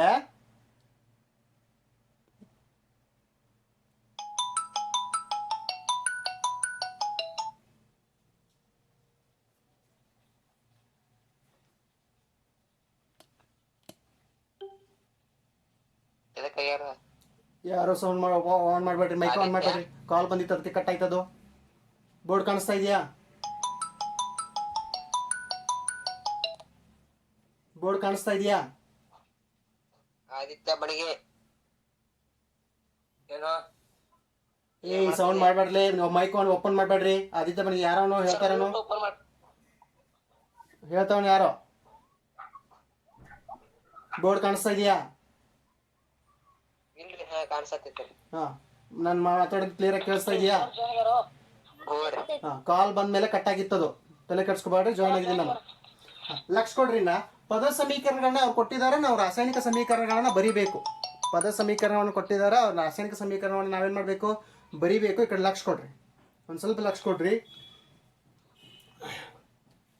ಮೊದಲನೇ ಕ್ವಶನ್ ಏನಿದೆಪ್ಪ ಅಂದ್ರೆ, ಹೈಡ್ರೋಜನ್ ಅನಿಲ ನೈಟ್ರೋಜನ್ನೊಂದಿಗೆ ಸೇರಿ ಅಮೋನಿಯಾ ಆಗುತ್ತದೆ. ಹೈಡ್ರೋಜನ್ ಅನಿಲ ನೈಟ್ರೋಜನ್ನೊಂದಿಗೆ ಸೇರಿ ಏನಾಗ್ತದ? ಅಮೋನಿಯಾ. ಅಮೋನಿಯಾ ಸೂತ್ರ ಏನು? NH3. ಅಲ್ಲಿ ಪದ ಸಮೀಕರಣ ಕೊಟ್ಟಿದ್ದಾರೆ, ನಾವು ರಾಸಾಯನಿಕ ಸಮೀಕರಣ ಬರೆದ್ವಿ. ಇನ್ನು ಸರಿದೂಗಿಸ್ಬೇಕಲ್ಲ, ಇದನ್ನ ಸರಿದೂಗಿಸ್ಬೇಕಾ? ನೈಟ್ರೋಜನ್ ಎಷ್ಟಿದಾವ? 2 ಇದಾವ, ಹೌದಾ? ಇಲ್ಲಿ ಒಂದೇ ಇದೆ. ಆಮೇಲೆ ಹೈಡ್ರೋಜನ್ ಎಷ್ಟಿದಾವ? 2 ಇದಾವ, ಇಲ್ಲಿ 3 ಇದಾವ. ಹಾಗಾದ್ರೆ ಸರಿದೂಗಿಸ್ಬೇಕಾದ್ರೆ ಇಲ್ಲಿ 2 ತಗೋತೀನಿ ನಾನು. ಇಲ್ಲಿ 2 ತಗೊಂಡೆ, ನೈಟ್ರೋಜನ್ 2 ಇದಾವ ಅಂತ 2 ತಗೊಂಡೆ. ಹಾಗಾದ್ರೆ 2 ಒಂದ್ಲೇ 2 ನೈಟ್ರೋಜನ್ ಬ್ಯಾಲೆನ್ಸ್ ಆಯ್ತು. 2 3 6, ಹೈಡ್ರೋಜನ್ ಎಷ್ಟಾಯ್ತು? 6 ಆಯ್ತು. ಇಲ್ಲಿ ಎಷ್ಟಿದಾವ? 2 ಇದಾವ. ಅದಕ್ಕೆ 3 2 6. ಸಮೀಕರಣ ಸರಿದೂಗಿದೆಯಾ ನೋಡ್ರಿ. ಅದು ಕಾಣಿಸ್ತಾ ಇದೆಯಲ್ಲ, ಸಮೀಕರಣ ಕಾಣಿಸ್ತಾ ಇದೆಯಲ್ಲ? ಓಕೆ, ಇದು ಅವ್ರು ಕೊಟ್ಟದ್ದು ಟೆಕ್ಸ್ಟ್ ಬುಕ್ ಅಲ್ಲಿ ಪದ ಸಮೀಕರಣ ಇದೆ. ಈ ರೀತಿಯಾಗಿ ನಾವು ರಾಸಾಯನಿಕ ಸಮೀಕರಣ ಬರೀಬೇಕು. ಹೈಡ್ರೋಜನ್ ನೈಟ್ರೋಜನ್ ನೊಂದಿಗೆ ವರ್ತಿಸಿ ಅಮೋನಿಯಾ NH3 ಕೊಡ್ತದ, ಬ್ಯಾಲೆನ್ಸ್ ಮಾಡಿದ್ರೆ ಆಯ್ತು. Next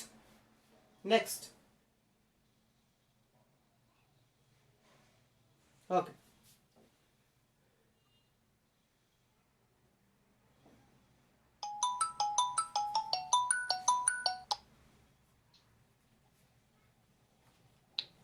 next B. Hydrogen sulphide ಗಾಳಿಯಲ್ಲಿ ಉರಿದು ನೀರು ಮತ್ತು ಸಲ್ಫರ್ ಡೈಆಕ್ಸೈಡ್ ಅನ್ನು ಕೊಡ್ತಾ ಇದೆ. ಹೈಡ್ರೋಜನ್ ಸಲ್ಫೈಡ್ ನ ಸೂತ್ರ H2S. ಅದು ಯಾವುದರೊಂದಿಗೆ ವರ್ತಿಸ್ತಾ ಇದೆ? ಆಮ್ಲಜನಕದೊಂದಿಗೆ ವರ್ತಿಸ್ತಾ ಇದೆ. ವರ್ತಿಸಿ ಏನ್ ಕೊಡ್ತಾ ಇದೆ? ನೀರು H2O, ಆಮೇಲೆ ಸಲ್ಫರ್ ಡೈಆಕ್ಸೈಡ್. ನೀರು ಮತ್ತು ಸಲ್ಫರ್ ಡೈಆಕ್ಸೈಡ್. ಹೈಡ್ರೋಜನ್ ಸಲ್ಫೈಡ್ ಆಮ್ಲಜನಕದೊಂದಿಗೆ ವರ್ತಿಸಿ ಸಲ್ಫರ್ ಡೈಆಕ್ಸೈಡ್ ಮತ್ತು ನೀರನ್ನ ಕೊಡ್ತಾ ಇದೆ, ಹೌದಾ? ಆಮ್ಲಜನಕವನ್ನ ಬ್ಯಾಲೆನ್ಸ್ ಮಾಡ್ಬೇಕಾಗ್ತದೆ ಇಲ್ಲಿ. ಆಮೇಲೆ ಆಮ್ಲಜನಕ 3 ಇದಾವಲ್ಲ,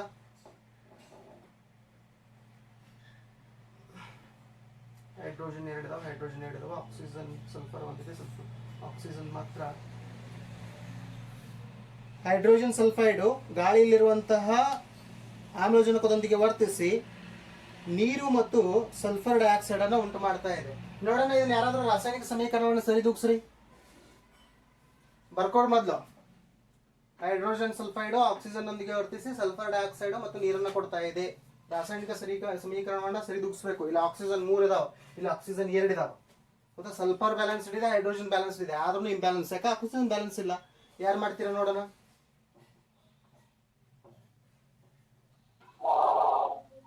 ಹಾ, ಹೇಳ್ಪ. ಯಾರು ಮೊದ್ಲು ಯಾರು ಓಪನ್ ಮಾಡಿದ ಮೈಕ್? ನಂಗೆ ಗೊತ್ತಾಗಲ್ಲ. ಹೇಳ್ರಿ, ಹೆಸರು ಹೇಳ್ರಿ. ಲಕ್ಷ್ಮೀನಾ? 2H2S plus 3O equal to 2H2O 2SO2. ಹಾ ರೀ, 2SO2 ನಾ? 2 ಸಲ್ಫರು 2 ಸಲ್ಫರು 2 2 4 2 4. ಆಮೇಲೆ oxygen 3 2 6 2 4 plus 2. Okay, very good very good. ಸರಿ ಹೋಗಿದೆ ನೋಡ್ರಿ. ಆಕ್ಸಿಜನ್ ಇಂಬ್ಯಾಲೆನ್ಸ್ ಇತ್ತು, ಈ ಕಡೆ 3 ಇತ್ತು, ಈ ಕಡೆ 2 ಇತ್ತು. ಈ ಕಡೆ 3 ಇತ್ತು ಅಂತೇಳಿ ಡೈರೆಕ್ಟ್ ಆಗಿ 3ರಿಂದ ಏನ್ ಮಾಡಿದಾಳ? ಮಲ್ಟಿಪ್ಲೈ ಮಾಡಿದಾಳ. 3ರಿಂದ ಮಲ್ಟಿಪ್ಲೈ ಮಾಡಿದಾಗ 3 2 6 ಆಕ್ಸಿಜನ್ ಆಯ್ತು. ಎಷ್ಟು ಆಕ್ಸಿಜನ್ ಆಯ್ತು? ಈ ಕಡೆನೂ 6 ಆಕ್ಸಿಜನ್ ಮಾಡಬೇಕು.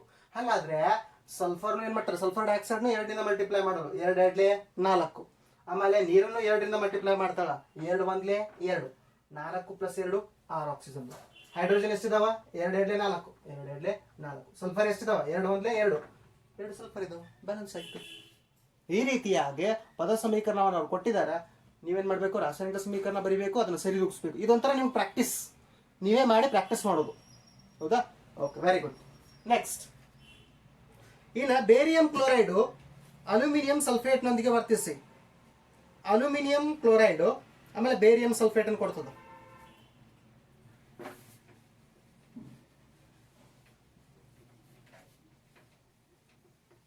ಲಕ್ಷ ಕೊಡ್ರಿ. ಏನಿದು ಬೇರಿಯಂ ಕ್ಲೋರೈಡ್ BaCl2 ಯಾವುದರೊಂದಿಗೆ ವರ್ತಿಸಿ, ಅಲ್ಯೂಮಿನಿಯಂ ಸಲ್ಫೇಟ್ ನೊಂದಿಗೆ ವರ್ತಿಸಿ Al2SO4, ಅಲ್ಯೂಮಿನಿಯಂ ಸಲ್ಫೇಟ್ ನೊಂದಿಗೆ ವರ್ತಿಸಿ ಅಲ್ಯೂಮಿನಿಯಂ ಕ್ಲೋರೈಡ್ AlCl3 ಪ್ಲಸ್ ಏನು ಬೇರಿಯಂ ಸಲ್ಫೇಟ್ BaSO4 ಏನೋ ಅಲ್ಲಿ ಪದ ಸಮೀಕರಣ ಕೊಟ್ಟಿದಾರ. ಬೇರಿಯಂ ಕ್ಲೋರೈಡ್ ಅಲ್ಯೂಮಿನಿಯಂ ಸಲ್ಫೇಟ್ ನೊಂದಿಗೆ ವರ್ತಿಸಿ ಅಲ್ಯೂಮಿನಿಯಂ ಕ್ಲೋರೈಡ್ ಮತ್ತು ಬೇರಿಯಂ ಸಲ್ಫೇಟ್ ಅನ್ನು ಕೊಡ್ತದ. ಸರಿದೂಗಿಸೋದು ಆಮೇಲೆ ಮಾಡ್ಕೊಡ್ರಿ, ಹೌದಾ? ಫಾಸ್ಟ್ ಆಗಿ. ನೆಕ್ಸ್ಟ್ ಪದ ಸಮೀಕರಣ ಕೊಟ್ಟಿದಾರ, ಇದನ್ನ ನಾನು ಸರಿದೂಗಿಸ್ಬೇಕು. ರಾಸಾಯನಿಕ ಸಮೀಕರಣ ಸರಿದೂಗಿಸ್ ಹೇಳ್ಪ. ಅಲ್ಯೂಮಿನಿಯಂ ಸಲ್ಫೇಟ್ ಹಾ, ಅಲ್ಯೂಮಿನಿಯಂ ಸಲ್ಫೇಟ್ Al2SO4 ಟ್ರೈಸೋನ್ 3 ಆಕೈತಿ. Al2SO4 ಥ್ರೈಸ್ ಆಗ್ತದಾ? ಓ ಸಾರಿ, Al2SO4 ಥ್ರೈಸ್. ಹಾ, ಹೌದು, Al2SO4 ಥ್ರೈಸ್. ಸರಿ ದೂಗಿಸ್ಬೇಕು ನಾನು. ನೆಕ್ಸ್ಟ್, ಪೊಟ್ಯಾಷಿಯಂ ಲೋಹ ನೀರಿನೊಂದಿಗೆ ವರ್ತಿಸಿ. ಪೊಟ್ಯಾಷಿಯಂ ಲೋಹ ನೀರಿನೊಂದಿಗೆ ವರ್ತಿಸಿ ಪೊಟ್ಯಾಷಿಯಂ ಹೈಡ್ರಾಕ್ಸೈಡ್ KOH ಪ್ಲಸ್ ಏನು ಕೊಡ್ತದ? ಹೈಡ್ರೋಜನ್ ಅನಿಲವನ್ನು ಉತ್ಪತ್ತಿ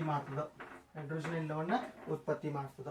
ಅಲ್ಲಿ ಪದ ಸಮೀಕರಣ ಕೊಟ್ಟಿದ್ದಾರೆ, ರಾಸಾಯನಿಕ ಸಮೀಕರಣ K+H2O.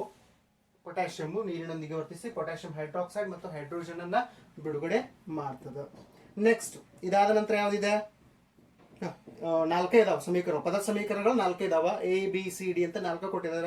ಇನ್ನ ಅಲ್ಲಿ ರಾಸಾಯನಿಕ ಸಮೀಕರಣಗಳನ್ನು ಕೊಟ್ಟಿದಾರ, ಅವುಗಳನ್ನ ಸರಿದೂಗಿಸ್ಬೇಕಾಗಿದೆ. ನಾವು ಅಲ್ಲಿ ರಾಸಾಯನಿಕ ಸಮೀಕರಣಗಳನ್ನು ಕೊಟ್ಟಿದಾರ, ಅದನ್ನ ಏನ್ ಮಾಡ್ಬೇಕಾಗಿದೆ? ಸರಿದೂಗಿಸ್ಬೇಕಾಗಿದೆ, ಹೌದಾ? ರಾಸಾಯನಿಕ ಸಮೀಕರಣಗಳನ್ನ ನಾನು ಈಗಾಗಲೇ ನಿಮ್ಗೆ ಸರಿದೂಗಿಸ್ಲಿಕ್ಕೆ ಒಂದಷ್ಟು ಹೋಮ್ವರ್ಕ್ ಕೊಟ್ಟಿದ್ದೆ, ಹೌದಾ? ಎಲ್ಲನೂ ಬಿಡಿಸೋಣ ಅಥವಾ ನೀವು ಬಿಡಿಸ್ ನಂಗೆ ಹೋಮ್ವರ್ಕ್ ಆಗಿ ಕಳಿಸ್ತೀರೋ? ನಾವು ಕಳಿಸ್ತೀವಿ ಸರಿ. ನೀವು ಕಳಿಸ್ತೀರಾ? ನಾವು ಎಲ್ಲರೂ ಬೈಕ್ ಓಪನ್ ಮಾಡಬೇಡ್ರಿ. ಓಕೆ, ಕಳಿಸ್ರಿ. 4 ಸಮೀಕರಣ ಇದೆ ನೋಡ್ರಿ. ನೈಟ್ರಿಕ್ ಆಮ್ಲ ಕ್ಯಾಲ್ಸಿಯಂ ಹೈಡ್ರಾಕ್ಸೈಡ್ ನೊಂದಿಗೆ ವರ್ತಿಸಿ ಕ್ಯಾಲ್ಸಿಯಂ ನೈಟ್ರೇಟ್ ಪ್ಲಸ್ ನೀರನ್ನು ಕೊಡ್ತದ. ಮತ್ತೊಂದು ಸೋಡಿಯಂ ಹೈಡ್ರಾಕ್ಸೈಡ್ ಸಲ್ಫ್ರಿಕ್ ಆಮ್ಲದೊಂದಿಗೆ ವರ್ತಿಸಿ ಸೋಡಿಯಂ ಸಲ್ಫೇಟು ಮತ್ತು ನೀರನ್ನು ಕೊಡ್ತದ. ಆಮೇಲೆ ಸೋಡಿಯಂ ಕ್ಲೋರೈಡು ಸಿಲ್ವರ್ ನೈಟ್ರೇಟ್ ನೊಂದಿಗೆ ವರ್ತಿಸಿ ಸಿಲ್ವರ್ ಕ್ಲೋರೈಡು ಮತ್ತು ಸೋಡಿಯಂ ನೈಟ್ರೇಟ್ ಅನ್ನು ಕೊಡ್ತದ. ಅದಾದ ನಂತರ ಬೇರಿಯಂ ಕ್ಲೋರೈಡು ಸಲ್ಫ್ಯೂರಿಕ್ ಆಮ್ಲದೊಂದಿಗೆ ವರ್ತಿಸಿ ಬೇರಿಯಂ ಸಲ್ಫೇಟು ಮತ್ತು ಹೈಡ್ರೋಕ್ಲೋರಿಕ್ ಆಮ್ಲವನ್ನು ಕೊಡ್ತದ. ಈ 4 ಸಮೀಕರಣಗಳನ್ನ ಸರಿದೂಗಿಸಬೇಕಾಗಿದೆ. ವೆರಿ ಈಸಿ ಇದೆ, ನೋಡಿ ಕಳಿಸ್ರಿ ನನಗೆ. ಅದಾದ ನಂತರ ಮತ್ತೇನ್ ಮಾಡಿದಾರೆ ಅಂದ್ರೆ ಪದ ಸಮೀಕರಣಗಳನ್ನು ಕೊಟ್ಟಿದ್ದಾರೆ. ಕ್ವಶನ್ ನಂಬರ್ 7 ಕೆಳಗಿನ ಕ್ರಿಯೆಗಳಿಗೆ ಸರಿದೂಗಿಸಿದ ರಾಸಾಯನಿಕ ಸಮೀಕರಣ ಬರೀರಿ. ನಾನು ಏನ್ ಮಾಡ್ತೀನಿ ಅಂದ್ರೆ ರಾಸಾಯನಿಕ ಸಮೀಕರಣಗಳನ್ನ ಬರಿತೀನಿ, ಪದ ಸಮೀಕರಣದಿಂದ ರಾಸಾಯನಿಕ ಸಮೀಕರಣ ನೀವು ಸರಿದೂಗಿಸ್ರಿ. ಅಂದ್ರೆ ಅವು 4 ಇವು 4 8 ಸರಿದೂಗಿಸಿ ನಂಗೆ ಕಳಿಸ್ತೀರಿ. ಇವತ್ತಿನ ಹೋಮ್ವರ್ಕ್ ಹೆಚ್ಚು ಕಡೆ ಮುಗೀತದ. ಆಮೇಲೆ ನೆಕ್ಸ್ಟ್ ಕ್ಲಾಸ್ ಮತ್ತೊಂದು ಸ್ವಲ್ಪ ಕ್ವಶನ್ ಆನ್ಸರ್ಸ್ ಡಿಸ್ಕಸ್ ಮಾಡಿ ಫಸ್ಟ್ ಚಾಪ್ಟರ್ದು ನೀವು ಹಿಂದೆ ಬರ್ದಿದ್ರೆ ಆಗಿನ ಕ್ವಶನ್ ಆನ್ಸರ್ಸ್ ಕಳಿಸ್ರಿ, ಅಥವಾ ಯಾರು ಬರ್ದಿಲ್ಲ ಈಗ ಹೊಸದಾಗಿ ಬರೆದು ಕಳಿಸ್ರಿ. ಸರಿನಾ? ಅರ್ಥ ಆಗ್ತಾ ಇದೆ ನಾನು ಹೇಳಿದ ಹೋಮ್ವರ್ಕ್? ಓಕೆ, ನೋಡ್ರಿ 7ನೇ question. Calcium hydroxide CaOH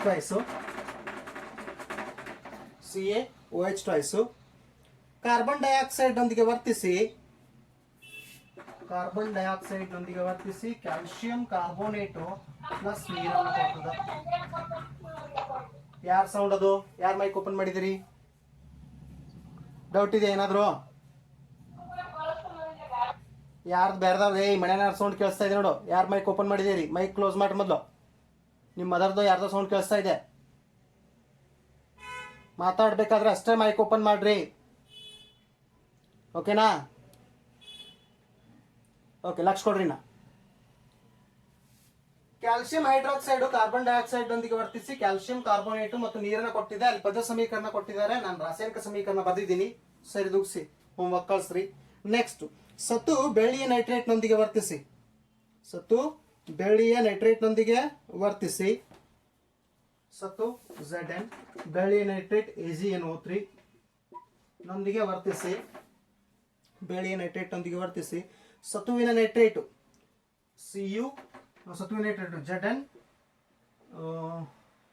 NO3 twice ಬರ್ತದೆ, ಹೌದಾ? ಸತುವಿನ ನೈಟ್ರೇಟು ಪ್ಲಸ್ ಏನು ಕೊಡ್ತದ? ಬೆಳ್ಳಿಯನ್ನು ಕೊಡ್ತದ. Ag ಸ್ಥಾನಪಲ್ಲಟ ಕ್ರಿಯೆ.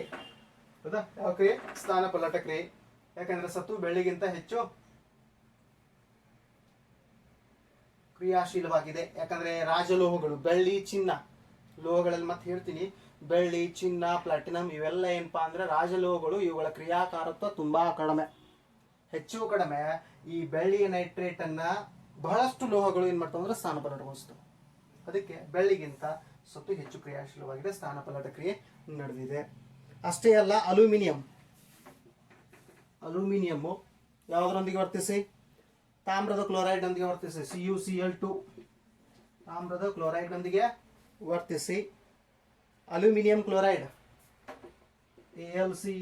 Aluminium chloride AlCl3 aluminium chloride ಮತ್ತು ತಾಮ್ರವನ್ನು ಕೊಡ್ತದ. ಮತ್ತೇನು ಕೊಡ್ತದ? ತಾಮ್ರವನ್ನು ಕೊಡ್ತದ. ಇದನ್ನು ಸರಿದೂಗಿಸ್ರಿ. ಅದಾದ ನಂತರ barium chloride BaCl2 plus BaCl2 barium chloride potassium sulphate ನೊಂದಿಗೆ ವರ್ತಿಸಿ K2SO4 ಇದು.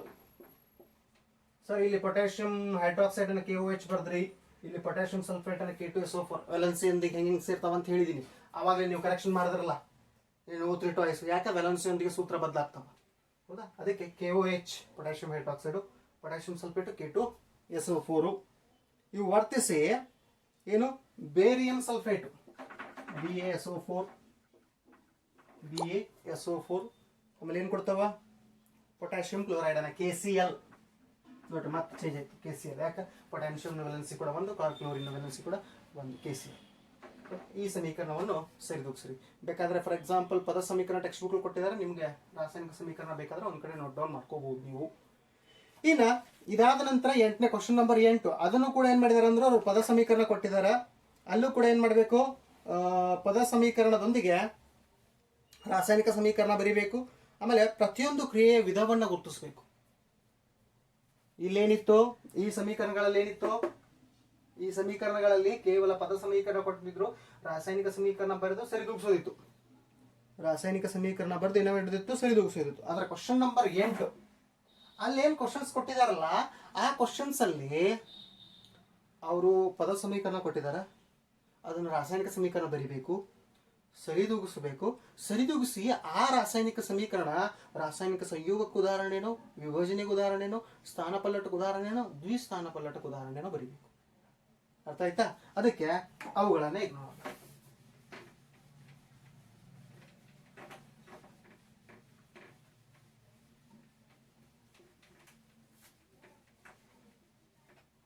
ಮೊದಲನೇದು ಯಾವುದಪ್ಪ ಅಂದ್ರೆ ಪೊಟ್ಯಾಷಿಯಂ ಬ್ರೋಮೈಡು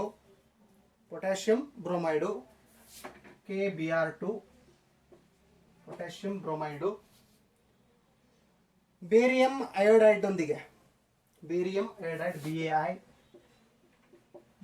ಅಯೋಡೈಡ್ ನೊಂದಿಗೆ ವರ್ತಿಸಿ potassium iodide KI potassium iodide plus ಏನನ್ನು ಕೊಡ್ತದ? ಬೇರಿಯಂ ಬ್ರೋಮೈಡ್ ಅನ್ನು ಕೊಡ್ತದ. BaBr2 ಹೌದಾ? ರಾಸಾಯನಿಕ ಸಮೀಕರಣ ನೋಡಿದ ತಕ್ಷಣ ನಿಮ್ಗೆ ಗುರ್ತಾಗಬೇಕು ಯಾವ ರಾಸಾಯನಿಕ ಸಮೀಕರಣ ಇದೆ ಅಂತ. ಪದ ಸಮೀಕರಣ ಕೊಟ್ಟಿದೆ, ನಾನು ರಾಸಾಯನಿಕ ಸಮೀಕರಣ ಬರೆದಿದ್ದೀನಿ, ಸರಿದೂಗಿಸ್ರಿ ನೀವು ಅದನ್ನು, ನಿಮ್ಮ ಕೆಲಸ. ಹೌದಾ? ಇನ್ನ ಸಮೀಕರಣ ಯಾವ್ದಿದು? ಸಂಯೋಗನೋ, ವಿಭಜನೆನೋ, ಸ್ಥಾನಪಲ್ಲಟನೋ, ದ್ವಿಸ್ಥಾನಪಲ್ಲಟನೋ? ದ್ವಿಸ್ಥಾನಪಲ್ಲಟ. ಯಾಕೆ ಸಣ್ಣಕ್ಕಿನವ್ರು? ಯಾಕೆ?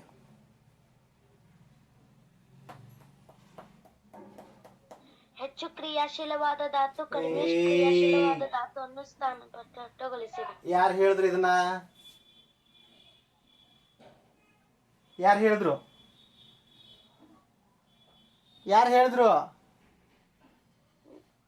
ನಾನಾರಿ ನಂಗೆ ಅಕ್ಕ ವಾಯ್ಸ್ ಮೇಲೆ ಗುರ್ತಾ ಹಿಡಿಯಕ್ಕಾಗಲ್ಲ. ಯಾರು? ಬೆನಾಡೆನಾ? ಅಕ್ಷತಾ ಹಳೆಮನೇರಿ. ಅಕ್ಷತಾ ಇಲ್ಲಪ್ಪ, ಇದು ಸ್ಥಾನಪಲ್ಲಟ ಕ್ರಿಯೆ ಅಲ್ಲ. ಸ್ಥಾನಪಲ್ಲಟ ಹೆಚ್ಚು ಕ್ರಿಯಾಶೀಲವಾದ ಧಾತು ಕಡಿಮೆ ಕ್ರಿಯಾಶೀಲ ಧಾತುವನ್ನು ಸ್ಥಾನಪಲ್ಲಟಗೊಳಿಸುವುದು. ಇಲ್ಲಿ ಸ್ಥಾನಪಲ್ಲಟ ಕ್ರಿಯೆ ನಡೆದಿಲ್ಲಪ್ಪ. ನೋಡು, ಇದು ಕೂಡ ಸಂಯುಕ್ತ, ಇದು ಕೂಡ ಸಂಯುಕ್ತ. ಸಂಯುಕ್ತಗಳು ತಮ್ಮಲ್ಲಿ ವರ್ತಿಸಿ ಅಯಾನುಗಳನ್ನ ವಿನಿಮಯ ಮಾಡಿಕೊಳ್ತಾ ಇದ್ರೆ ಅದು ಸ್ಥಾನಪಲ್ಲಟ ಅಲ್ಲ, ಅದು ದ್ವಿಸ್ಥಾನಪಲ್ಲಟ ಕ್ರಿಯೆ. ಯಾವ ಕ್ರಿಯೆ? ದ್ವಿಸ್ಥಾನಪಲ್ಲಟ. ಯಾಕಂದ್ರೆ K+Br- Ba+I- ಅಯಾನ್ಗಳು ಏನಾಗಿದಾವ ತಮ್ಮ ತಮ್ಮಲ್ಲಿ ವಿನಿಮಯ ಮಾಡ್ಕೊಂಡಿದಾವ. ವಿನಿಮಯ ಮಾಡಿಕೊಟ್ಟು ಏನ್ ಕೊಟ್ಟಿದಾವ? ಪೊಟ್ಯಾಷಿಯಂ ಅಯೋಡೈಡ್ ಮತ್ತು ಬೇರಿಯಂ ಬ್ರೋಮೈಡ್. ಬೇರಿಯಂ ಬ್ರೋಮೈಡ್ ಇದೇ ವೆರಿ ಇಂಪಾರ್ಟೆಂಟ್. ಈ ಚಾಪ್ಟರ್ ಅಲ್ಲಿ ರಾಸಾಯನಿಕ ಸಮೀಕರಣ ಕೊಟ್ಟಿರ್ತಾರ, ಯಾವ ವಿಧ ಕಂಡುಹಿಡೀರಿ ಅಂತ ಮಲ್ಟಿಪಲ್ ಚಾಯ್ಸ್ ಅಲ್ಲಿ 1 ಮಾರ್ಕ್ಸ್ ಗ್ಯಾರಂಟಿ ಇರ್ತದೆ ಇದು ವರ್ಷ. ಅದಕ್ಕೆ ಇದು ಲಕ್ಷ ಕೊಡಿ. ಇದು ಸ್ಥಾನಪಲ್ಲಟ ಕ್ರಿಯೆ ಅಲ್ಲ, ಇದು ದ್ವಿಸ್ಥಾನಪಲ್ಲಟ. ಸಂಯುಕ್ತಗಳು ವರ್ತಿಸ್ತಾ ಇದೆ ಅಂದ್ರೆ ಕನ್ಫರ್ಮ್ ಆಗಿ ಬಿಡ್ಬೇಕಲ್ಲಿ, ಬೇರೆ ಏನು ನೋಡಂಗಿಲ್ಲ. ಅದು ದ್ವಿಸ್ಥಾನಪಲ್ಲಟ ಕ್ರಿಯೆ. ಅದೆಂತ ಕ್ರಿಯೆ? ದ್ವಿಸ್ಥಾನಪಲ್ಲಟ ಕ್ರಿಯೆ. ಅರ್ಥ ಆಯ್ತಿಲ್ಲ? ನೆಕ್ಸ್ಟ್ ಎರಡನೇದು ಸತುವಿನ ಕಾರ್ಬೋನೇಟ್. ಹಾ ಹೇಳ್ಪ. ಬೇರಿಯಂ ಅಯೋಡೈಡ್ BaI2 ಬರಬೇಕು. ಹಾ ಸರಿ, ವೆರಿ ಸಾರಿ. ನೋಡ ಹಿಂಗಾಗ್ತದೆ ನೋಡಿ, ಮಿಸ್ಟೇಕ್ ಆಗ್ತದೆ. ಹೌದು, ಅಯೋಡೈಡ್, ಬೇರಿಯಂ ಅಯೋಡೈಡ್ BaI2. ಯಾಕಂದ್ರೆ ಅಯೋಡಿನು, ಬ್ರೋಮೀನು, ಕ್ಲೋರಿನು ಇವೆಲ್ಲ ನಮ್ಗೇನಾಗಲ್ಲ ಪರಿಸರದಲ್ಲಿ ಮುಕ್ತ ರೂಪದಲ್ಲಿ ಸಿಗಲ್ಲ. ಯಾವ ಮುಕ್ತ ರೂಪದಲ್ಲಿ ಸಿಗಲ್ಲ? ಈಗ ನಾನೆಲ್ಲ I2 ಅಂತ ಬರ್ತೀವಿ. ಹೌದು, ಕರೆಕ್ಟ್, ವೆರಿ ಗುಡ್ ಕರೆಕ್ಷನ್. ಹೌದು, ಇಲ್ಲಿ KBr2 ಬರ್ತದೆ, BaI ಇಲ್ಲ, KI. ಯಾಕೆ? ವೆಲೆನ್ಸಿಗೆ ಅನುಗುಣ. ಪೊಟ್ಯಾಷಿಯಮ್ದು ವೆಲೆನ್ಸಿ ಒಂದಿದೆ, ಅಯೋಡಿನ ವೆಲೆನ್ಸಿ ಕೂಡ ಒಂದಿದೆ, ಸೇರ್ತಾವು. ಆದ್ರೆ ಇಲ್ಲಿ ವೆರಿ ಗುಡ್. ನೆಕ್ಸ್ಟ್ ಇನ್ನ ನೆಕ್ಸ್ಟ್ ಕ್ರಿಯೆ ಯಾವಪ್ಪ ಅಂದ್ರೆ ಸತುವಿನ ಕಾರ್ಬೋನೇಟ್ನೊಂದಿಗೆ, ಸತುವಿನ ಕಾರ್ಬೋನೇಟ್ ZnCO3, ಸತುವಿನ ಕಾರ್ಬೋನೇಟ್ನೊಂದಿಗೆ ಸತುವಿನ ಆಕ್ಸೈಡು ZnO, ಸತುವಿನ ಆಕ್ಸೈಡು. ವೆರಿ ಸಾರಿ.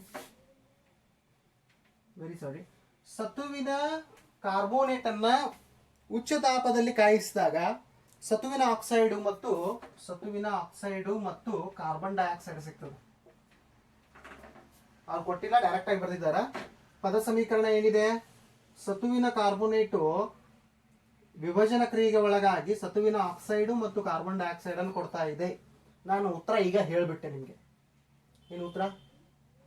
ವಿಭಜನೆ ಕ್ರಿಯೆ. ರಾಸಾಯನಿಕ ವಿಭಜನೆ ಕ್ರಿಯೆ. ಇಲ್ಲಿ ಉಷ್ಣ ಇದೆ, ಇಲ್ಲೇನಿದೆ? ಉಷ್ಣ, ಡೆಲ್ಟಾ ಅಂತ ಸೂಚಿಸ್ತಿರೋದನ್ನ. ಹೌದಾ? ಸತುವಿನ ಕಾರ್ಬೋನೇಟ್ ಇದನ್ನು ಸರಿದೂಗಿಸುವಂತ ಅವಶ್ಯಕತೆ ಇಲ್ಲ. ಯಾಕಿಲ್ಪ ಅಂದ್ರೆ ಸತು ಬಂದಿದೆ, ಆಕ್ಸಿಜನ್ 3 ಇದಾವ. ಹೌದಾ? ಆಮೇಲೆ ಕಾರ್ಬನ್ ಒಂದಿದೆ, ಸರಿದೂಗಿಸುವಂತ ಅವಶ್ಯಕತೆ ಇಲ್ಲ, ಯಾಕಂದ್ರೆ ಆಲ್ರೆಡಿ ಸರಿದೂಗಿಸಿದೆ ಇದೆ ಸಮೀಕರಣ. ನೆಕ್ಸ್ಟ್, ಹೈಡ್ರೋಜನ್ ಕ್ಲೋರಿನ್ ನೊಂದಿಗೆ ವರ್ತಿಸಿ. ಹೈಡ್ರೋಜನ್ H2, ಕ್ಲೋರಿನ್ Cl2 ವರ್ತಿಸಿ ಏನ್ ಕೊಡ್ತಾ ಇದೆಯಪ್ಪ ಅಂದ್ರೆ ಹೈಡ್ರೋಕ್ಲೋರಿಕ್ ಆಮ್ಲವನ್ನ ಕೊಡ್ತಾ ಇದೆ. ಹೈಡ್ರೋಜನ್ ಕ್ಲೋರೈಡ್ ಅಂದ್ರೆ ಏನದು? ಹೈಡ್ರೋಕ್ಲೋರಿಕ್ ಆಮ್ಲ. ಹಾಗಾದ್ರೆ ಸರಿದೂಗಿಸುವಂತ ಅವಶ್ಯಕತೆ ಇದೆ. 2 ಬರೆದ್ರೆ ಹೈಡ್ರೋಜನ್ 2 ಆಯ್ತು, ಕ್ಲೋರಿನ್ ಆಯ್ತು. ಹೌದಾ? ಪದ ಸಮೀಕರಣ, ರಾಸಾಯನಿಕ ಸಮೀಕರಣ. ಆಮೇಲೆ ಇದು ಯಾವ ರಾಸಾಯನಿಕ ವಿಧ? ಎರಡು ಅಥವಾ ಎರಡಕ್ಕಿಂತ ಹೆಚ್ಚು ವಸ್ತುಗಳು ಒಂದು ಇನ್ನೊಂದರೊಂದಿಗೆ ವರ್ತಿಸಿ ಒಂದೇ ಉತ್ಪನ್ನವನ್ನು ಕೊಡ್ತಾ ಇದ್ರೆ ಅದು ರಾಸಾಯನಿಕ ಸಂಯೋಗ. ಆಮೇಲೆ ಒಂದೇ ಪ್ರತಿವರ್ತಕ 2 ಅಥವಾ ಎರಡಕ್ಕಿಂತ ಹೆಚ್ಚು ಉತ್ಪನ್ನಗಳನ್ನು ಕೊಡ್ತಾ ಇದ್ರೆ ರಾಸಾಯನಿಕ ವಿಭಜನೆ.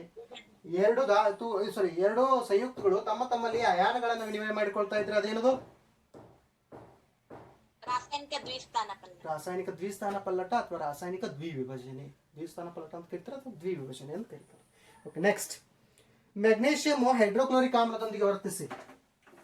ಮ್ಯಾಗ್ನೇಷಿಯಂ ಹೈಡ್ರೋಕ್ಲೋರಿಕ್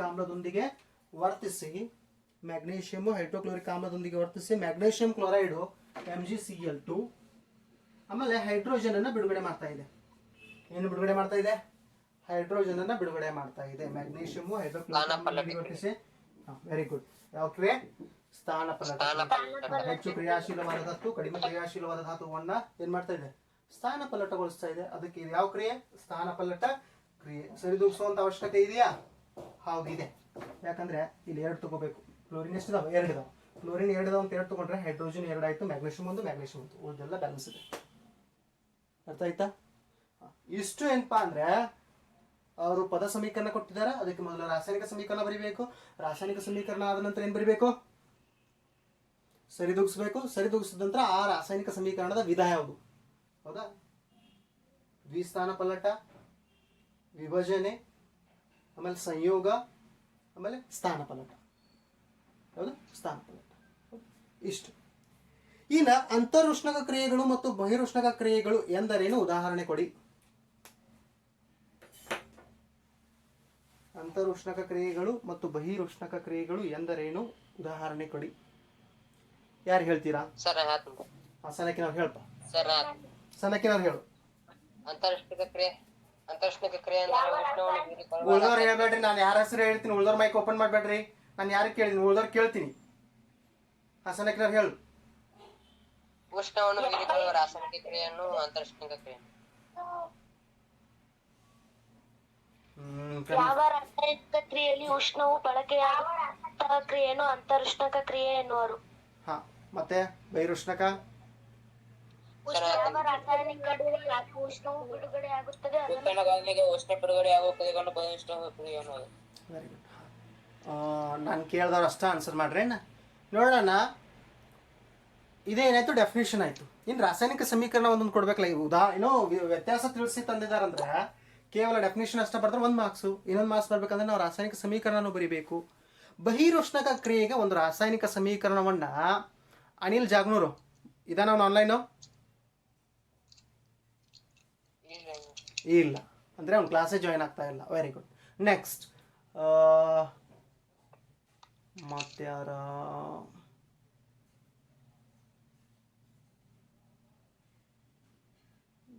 ಅನಿಲ್ ಜಾಗ್ನೂರ್ ಆಯ್ತಾ?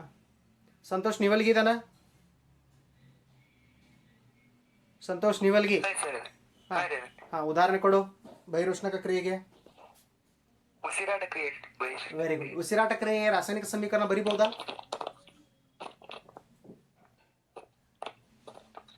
ಉಸಿರಾಟ ಕ್ರಿಯೆಯ ರಾಸಾಯನಿಕ ಸಮೀಕರಣ ಬರಿಬಹುದಾ?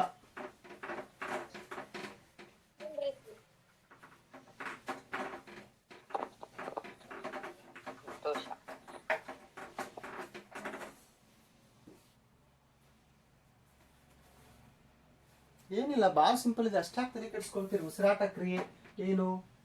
C6H12O6 ನಾನು ಹೇಳಿದ್ಲ, ದ್ವಿತೀಯ ಸಂಶ್ಲೇಷಣೆಯ ಕ್ರಿಯೆ ಉಪ ಉತ್ಪನ್ನ ಯಾವುದು? ಗ್ಲುಕೋಸು. ಆ ಗ್ಲುಕೋಸು ಆಮ್ಲಜನಕದೊಂದಿಗೆ ವರ್ತಿಸಿ ಕಾರ್ಬನ್ ಡೈಆಕ್ಸೈಡು, ನೀರು ಮತ್ತು ಶಕ್ತಿಯನ್ನು ಕೊಡ್ತದೆ. ಈ ಶಕ್ತಿಯನ್ನು ಕೊಡುವಂತಹ ಪ್ರಕ್ರಿಯೆನೇನು? ಉಸಿರಾಟ ಕ್ರಿಯೆ. ಇದೇನು ಉಸಿರಾಟ ಕ್ರಿಯೆ, ಹೌದಾ? ಹೆಚ್ಚು ಯಾವ ರಾಸಾಯನಿಕ ಕ್ರಿಯೆಯಲ್ಲಿ ಕಾರ್ಬನ್ ಡೈಆಕ್ಸೈಡ್ ಬಿಡುಗಡೆ ಆಗ್ತಾ ಇದೆ ಅದು ಬಹಿರುಷ್ಣಕ ಕ್ರಿಯೆ ಅಂತ ಹೇಳಿದ್ದೀನಿ ನಾನು. ಯಾವ ರಾಸಾಯನಿಕ ಕ್ರಿಯೆಯಲ್ಲಿ ಉಷ್ಣ ಬಿಡುಗಡೆ ಆಗ್ತಾ ಇದೆ, ಯಾವುದ್ರಲ್ಲಿ ಬಿಡುಗಡೆ ಆಗ್ತದೆ? ಉದಾಹರಣೆಗೆ ಉಸಿರಾಟ ಕ್ರಿಯೆ. ನೋಡ್ರಿ, ನಮ್ಮ ಬಾಯಿಯಿಂದ ಬರುವಂಥ ಗಾಳಿ ಯಾವತ್ತೂ ಬಿಸಿ ಇರ್ತದೆ. ಯಾಕೆ ಬಿಸಿ ಇರ್ತದೆ? ಉಷ್ಣ ಬಿಡುಗಡೆ ಆಗ್ತದೆ. ಇನ್ನು ಯಾವ ರಾಸಾಯನಿಕ ಕ್ರಿಯೆಯಲ್ಲಿ ಉಷ್ಣ ಬಳಕೆಯಾಗಿರ್ತದೆ ಅಂತಹ ರಾಸಾಯನಿಕ ಸಮೀಕರಣಗಳನ್ನ ನಾವೇನು ಕೇಳ್ತೀವಿ? ಅಂತರ್ ಉಷ್ಣಕ ಕ್ರಿಯೆಗಳು. ಅಂಥದಕ್ಕೇನು ಕೇಳ್ತೀವಿ? ಅಂತರ್ ಉಷ್ಣಕ ಕ್ರಿಯೆಗಳು, ಹೌದಾ? ಅಂತರ್ ಉಷ್ಣಕ ಕ್ರಿಯೆಗೆ ಉದಾಹರಣೆ ಯಾವ್ದು ಕೊಟ್ಟೆ ನಾನು? ನೆಫ್ತಲೀನ್ಗಳಿಗೆ ಕೊಟ್ಟೆ. ಏನಾಗ್ತದೆ? ಗಾಳಿಯೊಂದಿಗೆ ವರ್ತಿಸಿ ಕರಗ್ತಾ ಹೋಗ್ತದೆ. ಮತ್ತು ರಾಸಾಯನಿಕ ಸಮೀಕರಣ ಬರಲಿಕ್ಕಾಗಲ್ಲ, ಬಟ್ ಕರಗ್ತಾ ಹೋಗ್ತದಿಲ್ಲ ಅಂದರೆ ವಾತಾವರಣದ ಉಷ್ಣವನ್ನು ಬಳಸ್ಕೊಂಡು ಅದು ಕರಗ್ತಾ ಹೋಗ್ತದೆ. ಇಂಥ ಬೇಕಾದಷ್ಟು ಎಕ್ಸಾಂಪಲ್ಸ್ ಕೊಡ್ಬೋದು ನೀವು ವಾತಾವರಣದ. ಫಾರ್ ಎಕ್ಸಾಂಪಲ್ಲು ಪೊಟ್ಯಾಷಿಯಂ ನೈಟ್ರೇಟು ಗಾಳಿಯೊಂದಿಗೆ ವರ್ತಿಸ್ತಾ ಏನು ನೈಟ್ರೋಜನ್ ಆಕ್ಸೈಡ್ಗಳನ್ನು ಆಮೇಲೆ ಬೇರೆ ಬೇರೆ ಉತ್ಪನ್ನಗಳನ್ನು ಕೊಡ್ಲಿಕ್ಕೆ ಪ್ರಾರಂಭಿಸ್ತದೆ. ಅದು ಕೂಡ ಉಷ್ಣವನ್ನು ಬಳಸ್ಕೊಳ್ತದೆ, ಹೌದಾ? ಅದಕ್ಕೆ ಇಂತಹ ಕ್ರಿಯೆಗಳೆಲ್ಲ ಏನಪ್ಪಾ ಅಂದ್ರೆ ಅಂತರುಷ್ಣಕ ಕ್ರಿಯೆಗಳು. ನೀವು ಉಸಿರಾಟ ಕ್ರಿಯೆ ಮತ್ತು ನೆಫ್ತಲಿನ್ಗಳಿಗೆ ಕರಗುವಿಕೆ ಕ್ರಿಯೆ ಅಂತ ಬರೆದ್ರು ಸಾಕು. ಎರಡನೇ ಏನು ವ್ಯತ್ಯಾಸ ಆಯ್ತದು, ಮಾರ್ಕ್ಸ್ ಒಂದು ಸಿಗ್ತದೆ. ಅಥವಾ ರಾಸಾಯನಿಕ ಸಮೀಕರಣ ಬಂದರೆ ರಾಸಾಯನಿಕ ಸಮೀಕರಣ ಬರೆದ್ರು ಓಕೆ, ಹೌದಾ? ನೆಕ್ಸ್ಟ್, ವಿಭಜನ ಕ್ರಿಯೆಗಳು ಮತ್ತು ಸಂಯೋಗ ಕ್ರಿಯೆಗಳು ವಿರುದ್ಧವಾಗಿವೆ ಎನ್ನುತ್ತಾರೆ ಏಕೆ? ಈ ಕ್ರಿಯೆಗಳಿಗೆ ಸಮೀಕರಣ ಬರೆಯಿರಿ. ಭಾಳ ಸಿಂಪಲ್ ಇದೆ ಅದು. 2 ಕಾಲಮ್ ಮಾಡೋದು. ಒಂದು ವಿಭಜನ ಕ್ರಿಯೆ, ಒಂದು ಸಂಯೋಗ ಕ್ರಿಯೆ. 2 ಕಾಲಮ್ ಮಾಡಿದ್ದೀರಾ? ಏನು? ಯಾವ ರಾಸಾಯನಿಕ ಸಮೀಕರಣದಲ್ಲಿ 2 ಅಥವಾ 2ಕ್ಕಿಂತ ಹೆಚ್ಚು ಪ್ರತಿವರ್ತಕಗಳು ಸೇರಿ ಒಂದೇ ಉತ್ಪನ್ನವನ್ನು ಕೊಡ್ತಾ ಇದ್ದಾವೆ ಅದನ್ನು ರಾಸಾಯನಿಕ ಸಂಯೋಗ ಅಂತ ಕರಿತೀವಿ. ಯಾವ ರಾಸಾಯನಿಕ ಸಮೀಕರಣದಲ್ಲಿ ಒಂದೇ ಪ್ರತಿವರ್ತಕ 2 ಅಥವಾ 2ಕ್ಕಿಂತ ಹೆಚ್ಚು ಉತ್ಪನ್ನಗಳನ್ನು ಕೊಡ್ತಾ ಇದೆ ಅದನ್ನು ವಿಭಜನ. ಒಂದೊಂದು ವ್ಯತ್ಯಾಸ ಆಯ್ತಾ? 1 ಮಾರ್ಕ್ಸ್. ಇನ್ನು ಇನ್ನೊಂದು ಮಾರ್ಕ್ಸ್ ಏನು? ಹೈಡ್ರೋಜನ್ ಪ್ಲಸ್ ಆಕ್ಸಿಜನ್ ನೀರು ಏನದು? ಸಂಯೋಗ ಕ್ರಿಯೆಗೆ ರಾಸಾಯನಿಕ ಸಮೀಕರಣ. ವಿಭಜನ ಕ್ರಿಯೆಗೆ ಉದಾಹರಣೆ ಕ್ಯಾಲ್ಸಿಯಂ ಕಾರ್ಬೋನೇಟು ಹೆಚ್ಚು ತಾಪದಲ್ಲಿ ಕಾಯಿಸಿದಾಗ ಉಷ್ಣ ಬಳಸ್ಕೊಳ್ತದದು, ಹೌದಾ? ಕ್ಯಾಲ್ಸಿಯಂ ಆಕ್ಸೈಡ್ ಮತ್ತು ಕಾರ್ಬನ್ ಡೈಆಕ್ಸೈಡ್. ನೋಡ್ರಿ, ಅಂತರ್ ಉಷ್ಣಕ ಕ್ರಿಯೆಗೆ ಉದಾಹರಣೆ ಯಾವಪ್ಪ ಅಂದ್ರೆ ಕ್ಯಾಲ್ಸಿಯಂ ಕಾರ್ಬೋನೇಟ್ ಅನ್ನ ಉಚ್ಚ ತಾಪದಲ್ಲಿ ಕಾಯಿಸ್ತೀವಿ. ಕಾಯಿಸ್ತಾ ಇದೆ ಅಂದ್ರೆ ಉಷ್ಣವನ್ನ ಬಳಸ್ಕೊಳ್ತಾ ಇದೆ ಅಂತ ಅರ್ಥ, ಬಿಡುಗಡೆ ಮಾಡ್ತಾ ಇದೆ ಅಂತಲ್ಲ, ಬಳಸ್ಕೊಳ್ತಾ ಇದೆ ಅಂತ ಅರ್ಥ. ಈ ಕ್ರಿಯೆಯಲ್ಲಿ ಕ್ಯಾಲ್ಸಿಯಂ ಆಕ್ಸೈಡ್ ಮತ್ತು ಕಾರ್ಬನ್ ಡೈಆಕ್ಸೈಡ್, ನೋಡಿ ಇಲ್ಲೂ ಕಾರ್ಬನ್ ಡೈಆಕ್ಸೈಡ್ ಬಿಡುಗಡೆ ಆಗಿದೆ, ಆದ್ರೆ ಇದು ಅಂತರ್ ಉಷ್ಣಕ ಕ್ರಿಯೆ, ಉಷ್ಣವನ್ನು ಬಳಸ್ಕೊಳ್ತಾ ಇದೆ. ಅದು ವೆರಿ ಇಂಪಾರ್ಟೆಂಟ್. ನಾವು ಉಷ್ಣವನ್ನ ಬಾಯಿಯಿಂದ ಹಾಕಬೇಕು, ಅದಕ್ಕೆ ಬಳಸ್ಕೊಂಡು ಕ್ಯಾಲ್ಸಿಯಂ ಆಕ್ಸೈಡ್ ಮತ್ತು ಕಾರ್ಬನ್ ಡೈಆಕ್ಸೈಡ್ ಬಿಡುಗಡೆ ಮಾಡ್ತಾ ಇದೆ. ಅಂತರ್ ಉಷ್ಣಕ ಕ್ರಿಯೆ ಯಾವ್ದಕ್ಕೆ ಉದಾಹರಣೆ? ಇದು ವಿಭಜನ ಕ್ರಿಯೆಗೆ ಉದಾಹರಣೆ, ಹೌದಾ? ಯಾವ ಕ್ರಿಯೆಗೆ ಉದಾಹರಣೆ? ವಿಭಜನೆ ಕ್ರಿಯೆಗೆ ಉದಾಹರಣೆ. ಹೌದಾ? ಉದಾಹರಣೆ ಕೇಳಿದರೆ ಉದಾಹರಣೆ ಕೊಟ್ವಿ. ಇನ್ನು ಉಷ್ಣ, ಬೆಳಕು ಮತ್ತು ವಿದ್ಯುತ್ ಶಕ್ತಿಯ ರೂಪದಲ್ಲಿ ಶಕ್ತಿಯನ್ನು ಒದಗಿಸುವಂತಹ ಮೂಲಕ ವಿಭಜನೆ ಕ್ರಿಯೆಗಳಿಗೆ ತಲಾ ಒಂದೊಂದು ಉದಾಹರಣೆ ಕೊಡ್ರಿ ಅಂತ ಕೇಳಿದ್ದಾರೆ. ನನಗೆಲ್ಲರೂ ಹೋಮ್ವರ್ಕ್ ಮಾಡಿ ಕಳಿಸಿದ್ದೀರಿ ಇದನ್ನು. ಉಷ್ಣ ವಿಭಜನಾ ಕ್ರಿಯೆ, ಹೌದಾ? ಆಮೇಲೆ ಬೆಳಕಿನ ಸಹಾಯದಿಂದ ನಡೆಯುವಂಥ ವಿಭಜನಾ ಕ್ರಿಯೆ, ಆಮೇಲೆ ಮತ್ತೊಂದು ಯಾವುದು? ಉಷ್ಣ, ಬೆಳಕು, ವಿದ್ಯುತ್ ಶಕ್ತಿ ನೀರು. ನೀರನ್ನು ಏನು ಮಾಡ್ತೀವಿ? ಹೈಡ್ರೋಜನ್ ಮತ್ತು ಆಕ್ಸಿಜನ್ ಆಗಿ ವಿಭಜಿಸ್ತೀವಿ. ಹೆಚ್ಚು ಕಡಿಮೆ ಎಲ್ಲರೂ ಹೋಮ್ವರ್ಕ್ ಮಾಡಿ ಕಳಿಸಿದ್ದೀರಾ. ಇದನ್ನ ಆನ್ಸರ್ ನೀವೇ ಬರಿಬಹುದಲ್ಲ? ನೋಡ್ರಿ, ಬೆಳಕಿನ ಸಹಾಯದಿಂದ ಏನು ಮಾಡಿದ್ದೀನಿ? ಸಿಲ್ವರ್ ಬ್ರೋಮೈಡ್ ಅನ್ನು ಕೊಟ್ಟಿದ್ದೀನಿ. ಬೆಳಕಿನ ಸಹಾಯದಿಂದ ಸಿಲ್ವರ್ ಬ್ರೋಮೈಡ್ AgBr, Ag+Br2. ಇದೇನು? ಬೆಳಕಿನ ಸಹಾಯದಿಂದ HU ನಡೆಯುವಂಥ ಕ್ರಿಯೆ. ಆಮೇಲೆ ನೀರು, ಹೈಡ್ರೋಜನ್ ಮತ್ತು ಆಕ್ಸಿಜನ್ ಆಗುವಂಥ ಕ್ರಿಯೆ ಯಾವುದು? ವಿದ್ಯುತ್ ವಿಭಜನಾ ಕ್ರಿಯೆ. ಆಮೇಲೆ ಕ್ಯಾಲ್ಸಿಯಂ ಕಾರ್ಬೋನೇಟ್, ಕ್ಯಾಲ್ಸಿಯಂ ಆಕ್ಸೈಡ್ ಮತ್ತು ಕಾರ್ಬನ್ ಡೈಆಕ್ಸೈಡ್ ಆಗುವಂಥ ಕ್ರಿಯೆ ಉಷ್ಣ ರಾಸಾಯನಿಕ ವಿಭಜನೆ. ಮೂರದಕ್ಕೂ ಎಕ್ಸಾಂಪಲ್ ನೀವೆಲ್ಲ ಹೋಮ್ವರ್ಕ್ ಮಾಡಿ ಕಳಿಸಿದ್ದೀರಾ. ಮತ್ತೊಂದ್ಸಲ ಬೇಕಾದ್ರೆ ಬರೆದು. ನೆಕ್ಸ್ಟ್, ಸ್ಥಾನಪಲ್ಲಟ ಕ್ರಿಯೆಗಳು ಮತ್ತು ದ್ವಿಸ್ಥಾನಪಲ್ಲಟ ಕ್ರಿಯೆಗಳ ನಡುವಿನ ವ್ಯತ್ಯಾಸ ತಿಳಿಸ್ರಿ. 2 ಕಾಲಮ್ ಮಾಡಬೇಕು. ಸ್ಥಾನಪಲ್ಲಟ, ದ್ವಿಸ್ಥಾನಪಲ್ಲಟ. ಹೌದಾ? ಯಾವ ರಾಸಾಯನಿಕ ಕ್ರಿಯೆಯಲ್ಲಿ ಹೆಚ್ಚು ಕ್ರಿಯಾಶೀಲವಾದ ಧಾತು, ಕಡಿಮೆ ಕ್ರಿಯಾಶೀಲವಾದ ಧಾತುವನ್ನು ಸ್ಥಾನಪಲ್ಲಟಗೊಳಿಸುವುದು ರಾಸಾಯನಿಕ ಸ್ಥಾನಪಲ್ಲಟ ಕ್ರಿಯೆ. ಯಾವ ರಾಸಾಯನಿಕ ಸಮೀಕರಣದಲ್ಲಿ 2 ಅಥವಾ 2ಕ್ಕಿಂತ ಹೆಚ್ಚು ಸಂಯುಕ್ತಗಳು ತಮ್ಮಲ್ಲಿಯೇ ಅಯಾನುಗಳನ್ನು ವಿನಿಮಯ ಮಾಡಿಕೊಳ್ತಾವ, ಅಂತಹ ರಾಸಾಯನಿಕ ಕ್ರಿಯೆಯನ್ನು ಏನು ಕರಿತೀವಿ ನಾವು? ರಾಸಾಯನಿಕ ದ್ವಿಸ್ಥಾನಪಲ್ಲಟ. ಆ ಕಡೆ ಒಂದು ರಾಸಾಯನಿಕ ಸಮೀಕರಣ ಬರೆದ್ರಾಯ್ತು, ಈ ಕಡೆ ಒಂದು ರಾಸಾಯನಿಕ ಸಮೀಕರಣ ಬರೆದ್ರಾಯ್ತು. ವ್ಯತ್ಯಾಸಗಳು ಮುಗಿದ್ವು. ಆಮೇಲೆ ಸಮೀಕರಣ ಬರೀರಿ ಅಂತ ಹೇಳಿದ್ದಾರೆ ಅದಕ್ಕೂ, ಕ್ವಶನ್ ನಂಬರ್ 11ಕ್ಕೆ. ಇನ್ನು ಕ್ವಶನ್ ನಂಬರ್ 14, 15, 16, 17, 18, 19 ಇನ್ನೊಂದು 5-6 ಕ್ವಶನ್ಸ್ ಇದಾವೆ.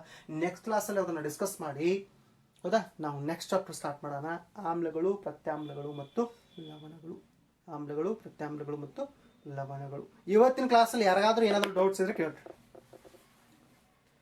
ಇವತ್ತಿನ ಕ್ಲಾಸಲ್ಲಿ ಯಾರಿಗಾದ್ರೂ ಏನಾದರೂ ಡೌಟ್ಸ್ ಇದ್ದರೆ, ಎಲ್ಲೋ ಒಂದೊಂದು ಕಡೆ ಏನಾಗಿರೋ ಮಿಸ್ಟೇಕ್ ಆಗಿ ಹೋಗಿರ್ತಾವ, ಅಂಥದ್ದು ಏನಾದರೂ ಇದ್ರೆ ಕೇಳ್ರಿ.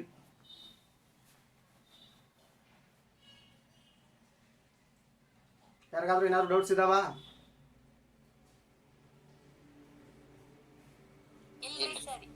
ಇದ್ರೆ ಕೇಳ್ರಿ. ಕ್ವಶನ್ ಆನ್ಸರ್ಸ್ ನಾನು ಬಿಡಿಸ್ತಾ ಹೋಗ್ತಾ ಇದ್ದೀನಿ. ಸರ್, ಆ ಕ್ವಶನ್ ಆನ್ಸರ್ಸ್ ತಿಳಿಲ್ಲ, ಈ ಕ್ವಶನ್ ಹಂಗೇನಾದ್ರೂ ಮತ್ತೆ ಬರೆಯುವಾಗ ನಿಮ್ಗೆ ಸಮಸ್ಯೆ ಬಂದರೆ ನಂಗೆ ಕಳಿಸ್ರಿ, ಅದನ್ನ ನೋಡ್ತೀನಿ. ಅಥವಾ ನೆಕ್ಸ್ಟ್ ಕ್ಲಾಸಲ್ಲಿ ಅದನ್ನ ಕೇಳ್ರಿ. ಅರ್ಥ ಆಯ್ತಾ? ಓಕೆ. 11 ಗಂಟೆ ಪಾರ್ಗೊಂಡ್ ಸರ್ ಕ್ಲಾಸ್ ಜಾಯ್ನ್ ಆಗಿರಿ ಅಂತ ಹೇಳಿದಾರಲ್ಲ? ಕಳ್ಸಿದಾರ ನೋಡಿ ಮೆಸೇಜ್ ಮುಂಚೆನೆ, ಮೋಸ್ಟ್ಲಿ ಕಳ್ಸಿದಾರ. ಹಾಂ, ಈಗ ನಾವು ಕ್ಲಾಸ್ ಕ್ಲೋಸ್ ಮಾಡೋಣ, ಕ್ಲಾಸ್ ಜಾಯ್ನ್ ಆಗಿ ಸರ್. ಓಕೆನಾ?